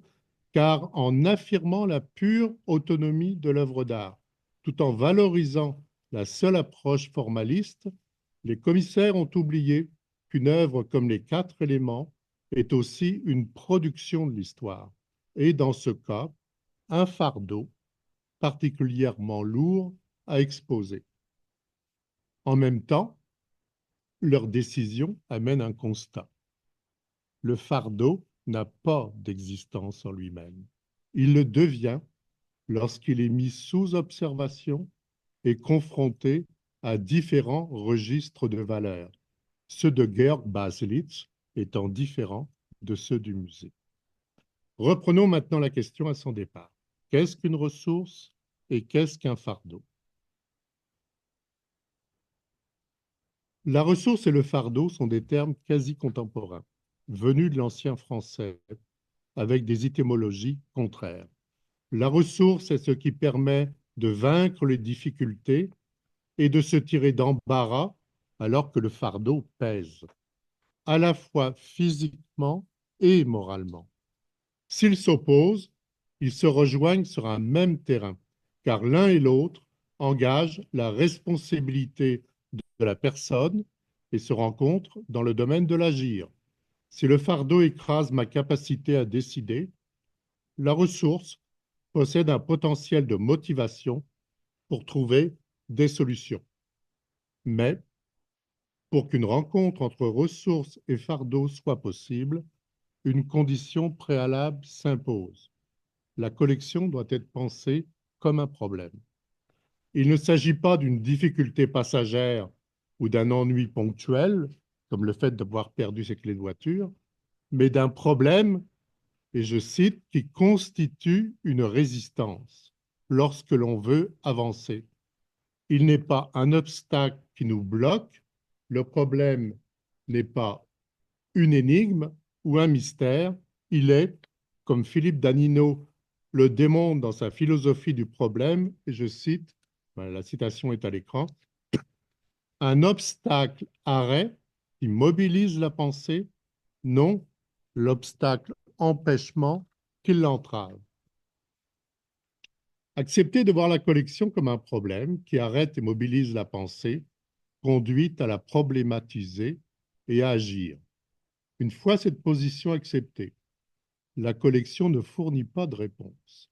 Elle pose des questions parce qu'elle montre et dissimule avec ses absences et ses vides.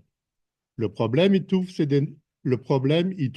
données de départ, ce qui parfois le conduit à se confronter à un conflit, comme l'exprime clairement Stephanie Sparling Williams, conservatrice de la collection d'art américain au Brooklyn Museum, qui a dirigé le travail des 7 commissaires pour repenser la mise en exposition de la collection. Dès l'entrée, le visiteur en est informé. Je résume. En tant que musée d'art, le Brooklyn Museum est un lieu de célébration de la beauté. Mais que peut-on faire lorsque de belles œuvres sont enchevêtrées, entangled ou entremêlées dans des histoires laides ou horribles et souvent violentes? Le Brooklyn a solutionné ce problème de manière assez audacieuse, en prenant le parti de rétablir la collection dans la sphère de la citoyenneté, à partir de l'éthique du care, du mieux-être, de l'attention et de la sollicitude. Sous le titre Toward Joy, New Frameworks for American Art, 5 salles thématiques et 400 œuvres développent l'engagement du musée. L'exposition vient juste d'ouvrir, le 4 octobre 2024, donc elle est très récente. Il ne s'agit plus de disposer de la collection comme d'un ensemble d'objets à mettre en valeur, mais d'être attentif au fait que chaque objet arrive avec backstory, une histoire qui est la sienne et que l'on doit connaître, comme Holland Carter l'explique dans le New York Times. Chaque objet de la collection a donc un passé, inscrit dans des temporalités qui doivent trouver le moyen de se manifester dans les salles d'exposition sans qu'il soit nécessaire de les raconter en détail, comme dans la salle intitulée Witness, consacrée au portrait et qui réunit les communautés qui ont forgé les États-Unis. Excusez-moi, je parle peut-être trop fort, j'ai la gorge asséchée.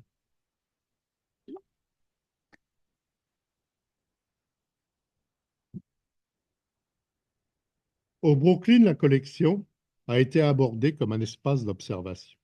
Reste que l'on n'observe pas l'esprit vide. Et le problème demande ce que Philippe Danino appelle une part de savoir, qui, comme l'on constate au Brooklyn Museum, est à l'opposé de l'esprit dogmatique. Les commissaires ayant rendu transparente, sous la forme d'une bibliothèque en salle, les théories ou les théoriciens et théoriciennes du BIPOC, c'est-à-dire les études noires, autochtones et sur les personnes de couleur, qui supportent leur savoir. Ce n'est plus un nouvel accrochage de la collection, qui est offert aux visiteurs, mais une modification du regard et de la pensée. Il en découle que lorsque le musée choisit de transformer le récit habituel de la mise en exposition de sa collection, celui de la norme esthétique et historique qui se déroule dans l'espace selon une temporalité rythmée par la chronologie des périodes et des mouvements artistiques, le redéploiement est remplacé par une stratégie représentationnelle de la collection. Un dispositif à dimension performative qui indique un programme et marque un engagement institutionnel. Cela me conduit à expliquer un peu ce que j'entends par exposition inaugurale et représentation. Toward Joy, au Brooklyn, permet d'identifier ce qui distingue l'exposition inaugurale des deux grands modèles de redéploiement de la collection. Elle n'est plus une présentation de la collection, comme le réaménagement des collections d'art autochtones et canadiens au Musée des beaux-arts du Canada, qui maintient un espace-temps chronologique entrecoupé de présences autochtones.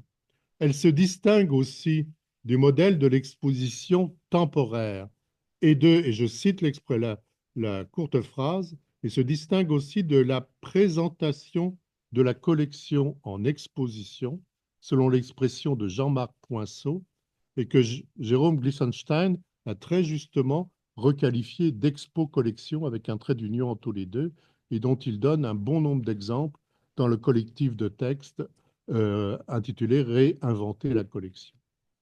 L'exposition inaugurale conjugue deux effets du dispositif de représentation que Louis Marin distingue entre un effet de présence, qui a le rôle de substitut, il est à la place de quelque chose qui est ailleurs, et un effet de sujet, qui possède sa propre légitimité de dispositif de représentation.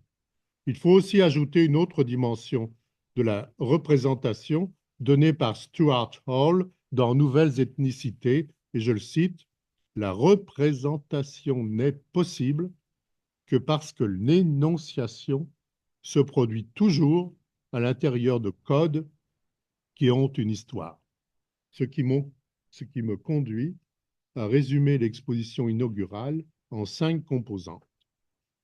Un engagement institutionnel, un processus de représentation de la collection abordé comme problème, des temporalités plurielles, une historicité des codes et de leurs formes discursives, une persistance dans la durée. À la différence des grands récits qui uniformisent les particularités, l'exposition inaugurale est singulière. Elle se met en place à l'échelle locale du lieu, du musée et de la collection. Le renouvellement en profondeur des collections au Metropolitan Museum à New York et à la Tate Britain à Londres en sont deux exemples récents. Le Metropolitan Museum a ouvert en novembre 2023 ses nouvelles salles consacrées à l'art européen du XIVe au XVIIIe siècle. Pour la première fois, le musée indique clairement la position d'où il parle. Exposer l'art européen à New York, c'est se rappeler que le musée se situe sur un autre continent qui, d'est en ouest, rejoint le Pacifique.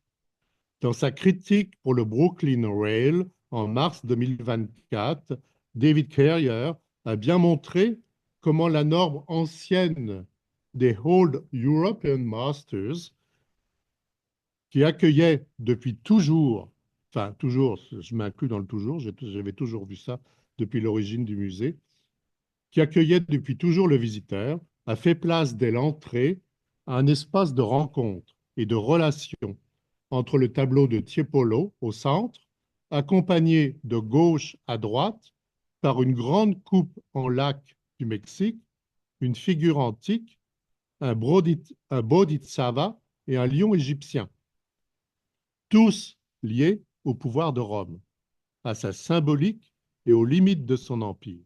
C'est le sujet de la grande coupe mexicaine. La géographie forme le socle de référence pour représenter une collection fragmentée en salles thématiques distinctes, sans réelle contrainte chronologique.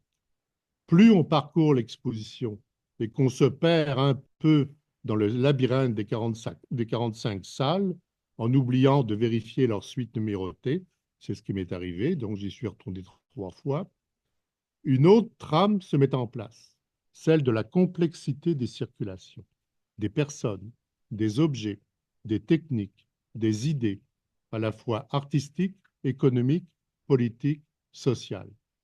L'Europe est représentée ouverte aux échanges, non plus comme un ensemble d'États limités par leurs frontières. Dans la salle consacrée à Venise comme centre, Venise devient très tôt un milieu circulatoire, de rencontres et de transformations, comme dans le cas de l'art byzantin, comme le montre le tableau de Bartolomeo Vivarini, avec le sujet de la mort de la Vierge associé au Christ dans une mandorle. Le lien entre la Vierge et la mandorle d'origine byzantine, mais aussi la représentation de la dormition de la Vierge liée au Christ dans une mandorle est typiquement d'origine byzantine, est arrivé à Venise. L'impératif annoncé par le titre « Look again », regarde encore, regarde à nouveau, ne relève plus de la contemplation passive, mais d'une attention dirigée qui entraîne avec elle des déplacements de la pensée par le regard, des ruptures dans la temporalité, insérées ponctuellement dans les salles, comme la confrontation entre Picasso et El Greco, ou Duccio et Ingres, agissent selon cette même dynamique d'exposer la collection comme un espace relationnel, afin que le spectateur ne circule plus dans un espace et un système visuel figé. La collection comme ressource est aussi plus qu'un concept abstrait. Les commissaires ont voulu transformer ce passé mémoriel en expérience directe pour le spectateur, marquant chaque salle par un dispositif muséographique qui isole une œuvre majeure de chaque acquisition faite par le musée depuis son origine. À l'exemple du tableau d'autel de Simone Bugiardini, La Vierge et l'Enfant, peint pour le banquier Altoviti à Florence en 1580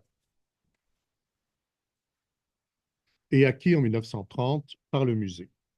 Face à l'ampleur d'une telle collection, qui par ses seules ressources démontre sa capacité à remettre en question les anciens cadres conceptuels de la présentation de l'art européen, on peut se demander si le fardeau n'a pas disparu, évaporé ou anesthésié par l'effet de présence de la collection.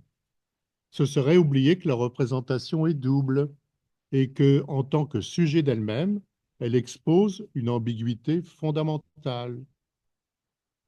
La mise en évidence de la manière dont l'Europe s'est universalisée entre 1300 et 1800, située en haut à gauche de l'écran, vous avez, à la suite de la salle consacrée à la religion en Espagne, la démonstration la plus frappante est celle qui réunit les œuvres du Mexique, du Pérou et du Guatemala sous le titre des arts de l'Amérique espagnole entre 1550 et 1820. Vue par plusieurs critiques comme une ouverture de l'Europe au-delà des limites de ses frontières, elle manifeste plutôt l'implantation du théocentrisme d'une Espagne impériale et conquérante, faisant émerger le côté sombre d'un universalisme qui impose ses dogmes.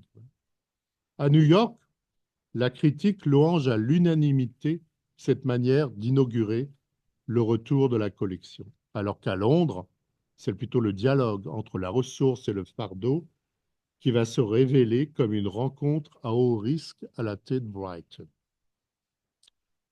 Alex Farquharson, directeur de la Tate Brighton, aborde la collection avec la conviction que les œuvres sont entièrement enchevêtrées dans leur contexte de réalisation, qu'ils soient sociaux, culturels ou politiques.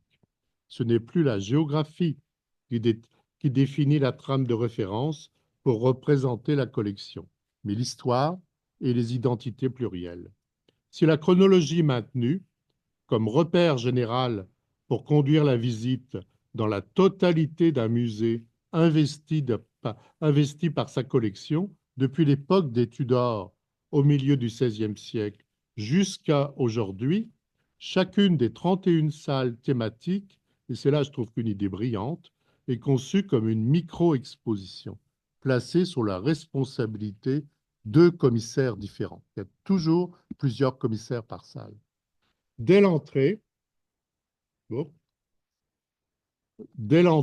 on comprend vite que l'exposition ne produit pas du semblable, mais de l'altérité, avec la présence d'Exodus II de Monaratum au milieu d'une salle qui réunit sur les murs de pourtour les portraits d'une Angleterre forgée dès son origine par l'exil et le déplacement des personnes.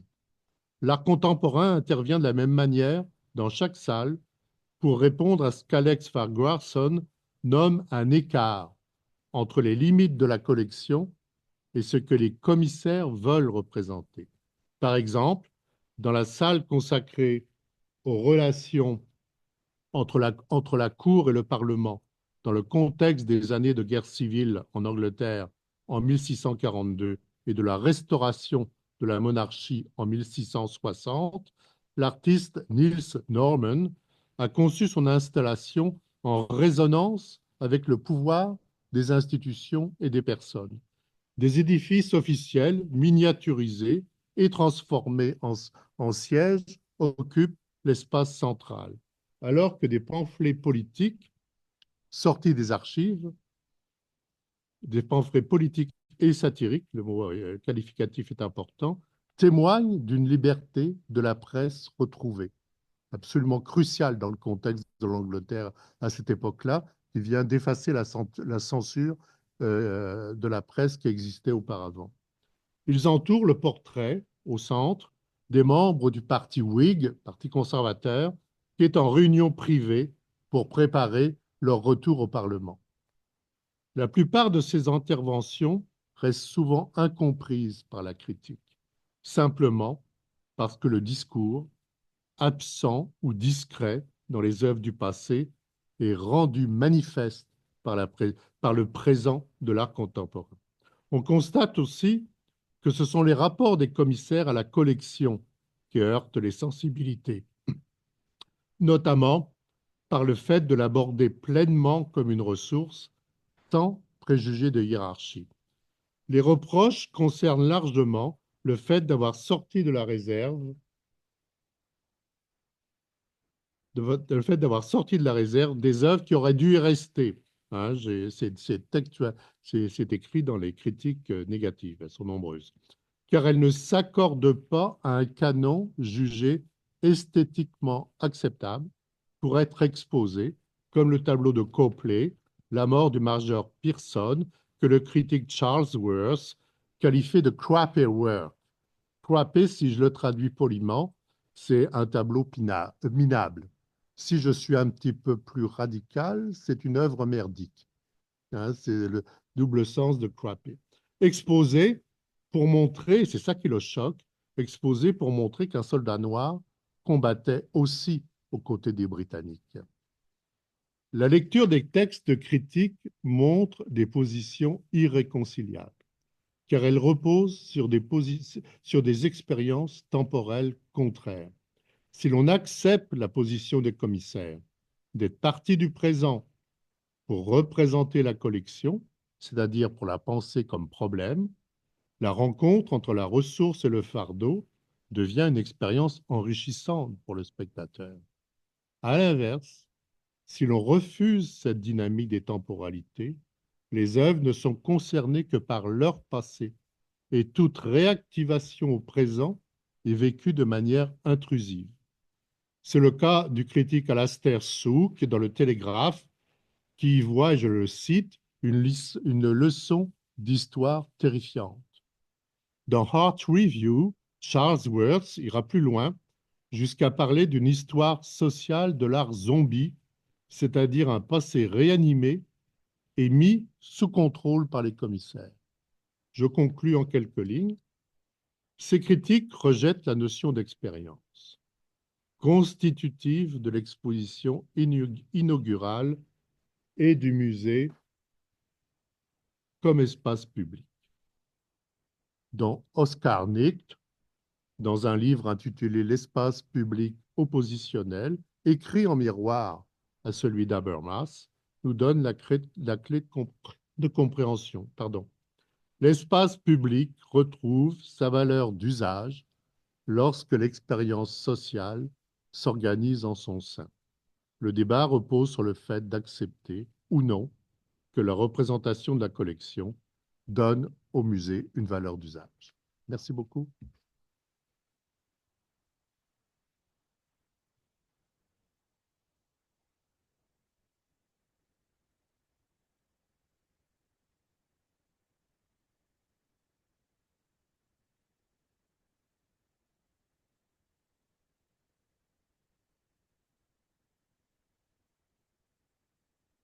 La journée a été longue, hein, c'est pas grave. Une bonne partie de votre présentation, fort intéressante. Vous êtes toujours très, très, très intéressant à écouter. Merci. Je pensais à, il y a, je ne sais pas, moi, une dizaine, quinzaine d'années, quand on aurait vu des présentations de cette manière-là, on se serait dit, ah, les grands tableaux sont utilisés ici comme accessoires. Et on le disait de manière négative. Alors là, j'ai l'impression qu'il y a un revirement dans cet usage des œuvres-ci. Qu'est-ce que vous en pensez? Oui, mais surtout à la Tate Brighton, hein, qui m'a étonné parce que je trouve, et que les critiques soient négatives, je trouve ça parfait. Au moins, ça montre que les esprits s'activent, là. Mais c'est parce que c'était une collection que je trouvais assez autoritaire sur les murs. Et dans ce sens-là, ils ont réussi un tour de force assez important, c'est de ne pas minorer ou de ne pas jeter, parce qu'il y a 31 salles, hein, et ils n'ont pas joué avec une collection historique qui se trouve défavorisée sur la manière d'accrochage et déroulée dans l'espace.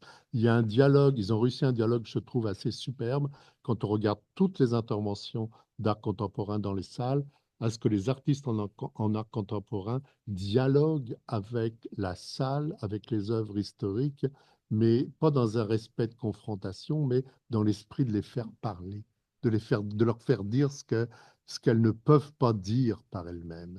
De sorte que ce que j'ai trouvé intéressant, c'est justement d'aller plus loin qu'un simple accrochage d'œuvres historiques que le veut pas qu'on regarde toujours accroché dans le passé. Mais c'est pour ça que j'utilise le terme des temporalités, d'avoir rapproché les temporalités. Ils ne les ont pas séparées, ils les ont rapprochées. Et ils ont joué, ils ont monté peut-être qu'ils ont joué un peu là, mais ils ont monté leur collection au présent. On dit toujours, on est au présent, on est toujours, un historien dit, on ne veut pas, là, tout ça va sur le passé, mais tu es au présent. Eux, ils l'ont fait au présent, mais sans que ce présent-là devienne un écrasement du passé. Pour ça, j'ai trouvé ça très réussi. Et le Metropolitan, c'est beaucoup plus, ça reste, disons, on pourrait dire traditionnel, mais quand on connaît l'histoire du Metropolitan dans la présentation de ses collections d'art européen, moi, je considère que c'est un sacré tournant d'avoir mis la géographie et de l'avoir situé précisément dans les circulations. Donc, ça montre aussi, et c'est ce qui m'a intéressé, pour ça j'ai voulu ramener la question des collections historiques, ça montre aussi, un peu comme je le disais à Marie ce matin, j'ai comme l'impression que tout ce qui se fait, nous inclut, mais je ne suis pas prétentieux là, tout ce qui se fait en art contemporain résonne aussi sur une nouvelle génération de conservateurs et de directeurs et directrices de musées qui ont lu ces théories-là, qui ont réfléchi et puis qui sont responsables de collections et d'institutions et qui repensent le passé, qui renouvellent. Ça doit être extrêmement difficile dans des musées où ces présentations-là, écoutez, le Met, je pense qu'on est à 350 millions de dollars pour faire ça. Là. Je veux dire, on ne dit pas, voici 50 000, arrange ta salle. Là. Je veux dire, c'est un énorme travail et c'est tout le respect des donateurs. C'est pour ça qu'ils ont voulu inscrire dans chaque salle une représentation d'un moment d'une donation ou d'une acquisition importante. depuis l'origine du musée à la fin du 19e, et de la mettre en valeur sans écraser le reste. Et c'est pour ça que j'ai pris cette œuvre italienne, parce que elle est très secondaire quand on parlait de... C'est pas un chef-d'œuvre, hein, c'est pas une œuvre qui écrase les autres. Donc, c'est d'avoir précisément choisi cette œuvre-là. C'est dans ce sens-là que je dis que le maître est courageux d'avoir fait ça. Parce que c'est pas l'œuvre qui... oh, l'œuvre est en accord avec la salle, mais c'est pas l'œuvre qui domine la salle, c'est le fait de son acquisition à un moment donné par un collectionneur, en sachant bien que le maître existe par les donations. C'est le fondement même du musée, les grandes donations du maître. Et l'avoir inclus de cette manière-là, faire exister la collection, j'ai trouvé ça intéressant. Parce que moi, j'aime bien les transformations, pas forcément douces, un peu grinçantes, mais j'aime pas ce qui renverse tout, qui part dessus tête. Parce que je trouve que ça heurte tellement que finalement, on ne réussit pas à modifier les esprits de l'intérieur pour pouvoir aller plus loin par la suite. Ce que le Brooklyn a fait, et je m'arrête là, ce que le Brooklyn a fait, il a pu le faire si loin à cause de sa communauté. Sa communauté, travailler sur le Caire, au Brooklyn, c'est absolument fondamental. Mais je ne pense pas que ça puisse se transposer dans beaucoup d'autres musées. Merci. Moi aussi, je trouve que c'est toujours passionnant de t'entendre. Et en plus que ça termine tellement bien la Ben, c'est ça que première je trouvais. journée du colloque. Mais avant de terminer cette journée, j'ai quand même une question. Je voudrais revenir sur le terme inaugural. Moi aussi, ça m'intéresse beaucoup, les expositions inaugurales. Et dans ce cas-ci, je me demande qu'est-ce qui est inauguré? Parce que inaugurer marque un moment dans la grande histoire. On inaugure quelque chose de nouveau, on marque quelque chose de différent. Tu as mentionné, je pense, dans le dernier cas, qu'il s'agit d'un redéploiement de la collection dans le contexte de deux nouveaux pavillons. Est-ce qu'on doit comprendre inaugural dans le sens où ça inaugure un nouvel espace ou est-ce que c'est l'exposition qui est en soi, en elle-même, inaugurale parce que elle ouvre sur un nouveau paradigme. C'est peut-être pas le bon mot, mais c'est celui qui me vient en tête. Donc, j'aimerais en savoir un peu plus. Oui, c'est pour ça que j'ai sorti mes composantes. C'est important. Pour moi, j'ai voulu. C'est un mot galvaudé. Inaugural, c'est galvaudé. Tout le monde a fait une exposition inaugurale. Tu as trois Tupperware dans le centre d'achat, tu fais une exposition inaugurale. Je veux dire, c'est galvaudé. C'est pas ça qui m'intéresse. J'ai relu, et si je suis le plus près où je suis, c'est pas l'inauguration d'une architecture, c'est pas l'inauguration de nouvelles salles repeintes, retransformées, l'architecture refaite, c'est le concept même de l'exposition qui pour moi est inaugurale et le modèle qui me sert de référence. Et je suis allé les relire, ce qu'on connaît bien, c'est les leçons inaugurales du professeur, notamment au Collège de France. C'est que tu annonces un programme dans ta leçon inaugurale, tu t'engages. Et dans la leçon inaugurale au Collège de France, tu as une règle, je ne sais pas si c'est une règle officielle, mais que tout le monde respecte. Tu t'engages à partir de tes prédécesseurs, de ce que toi tu veux faire, et tu essaies de faire en sorte que tu ouvres vers le futur. C'est ça qui m'intéressait. Donc moi, mon idée d'exposition inaugurale, le cœur, c'est la leçon inaugurale des profs d'université, des collèges de France ou profs d'université, là, qui annonce un programme. C'est donc forcément engagement, programme et articulation. Et on n'est pas en train de balayer les autres en disant tout ce que les autres ont fait avant moi, eh bien, moi, j'arrive, et puis regardez-moi, je suis tout seul, je vais vous montrer comment faire. C'est ça que j'aime dans les leçons inaugurales. C'est qu'on construit une pensée enrichie de ce qu'il y a pu y avoir dans le passé, qu'on l'amène au présent, et ensuite qu'on essaie de la porter pour le futur. Donc, pour répondre à ta question, Marie, moi, c'est vraiment ça le cœur d'exposition inaugurale. Donc, c'est pour ça que les musées emploient le terme de redéploiement. La Tate Brighton, c'est le redéploiement. Le Met, c'est le redéploiement. Moi, je les qualifie d'exposition inaugurale, et c'est pour ça que Jérôme me fait penser, l'expo collection, les musées n'utilisent pas le terme d'exposition, je pense pas, mais je trouve que le concept que Jérôme a mis en place qualifie bien les actions, l'acte de cette exposition-là. C'est dans ce sens-là qu'il faut le comprendre.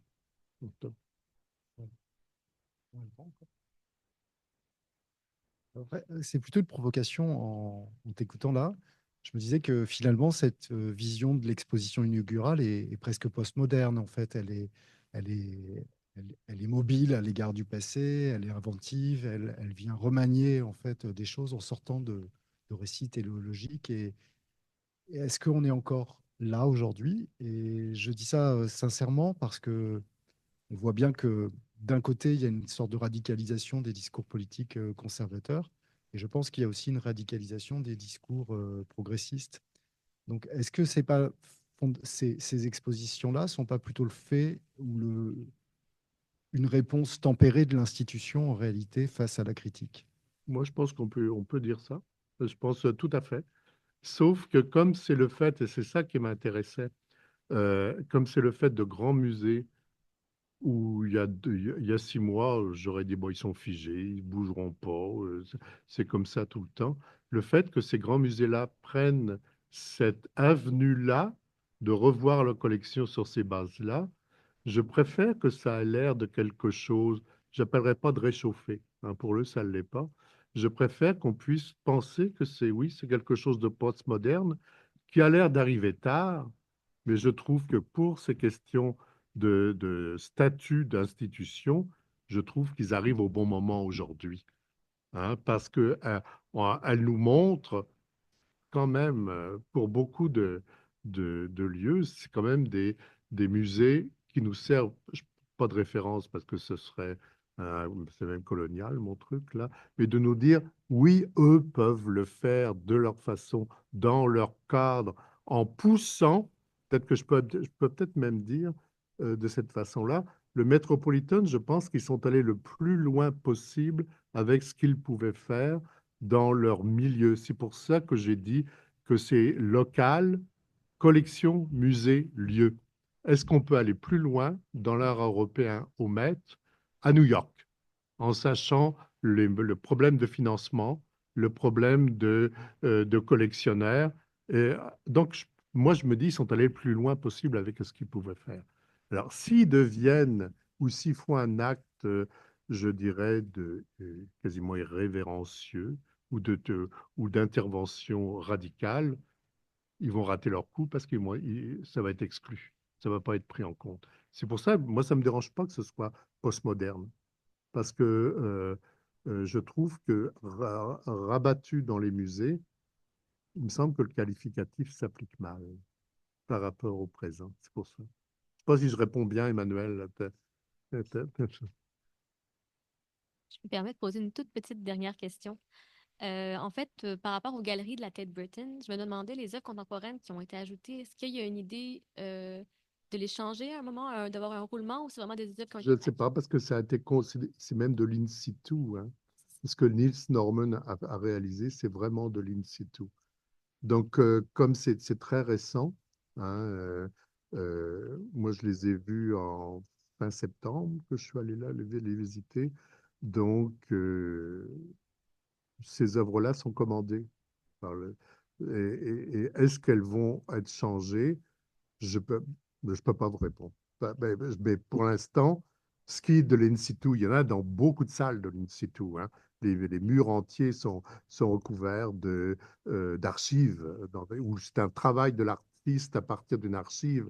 Et l'artiste a travaillé, je dirais, véritablement en osmose avec le lieu comme tel.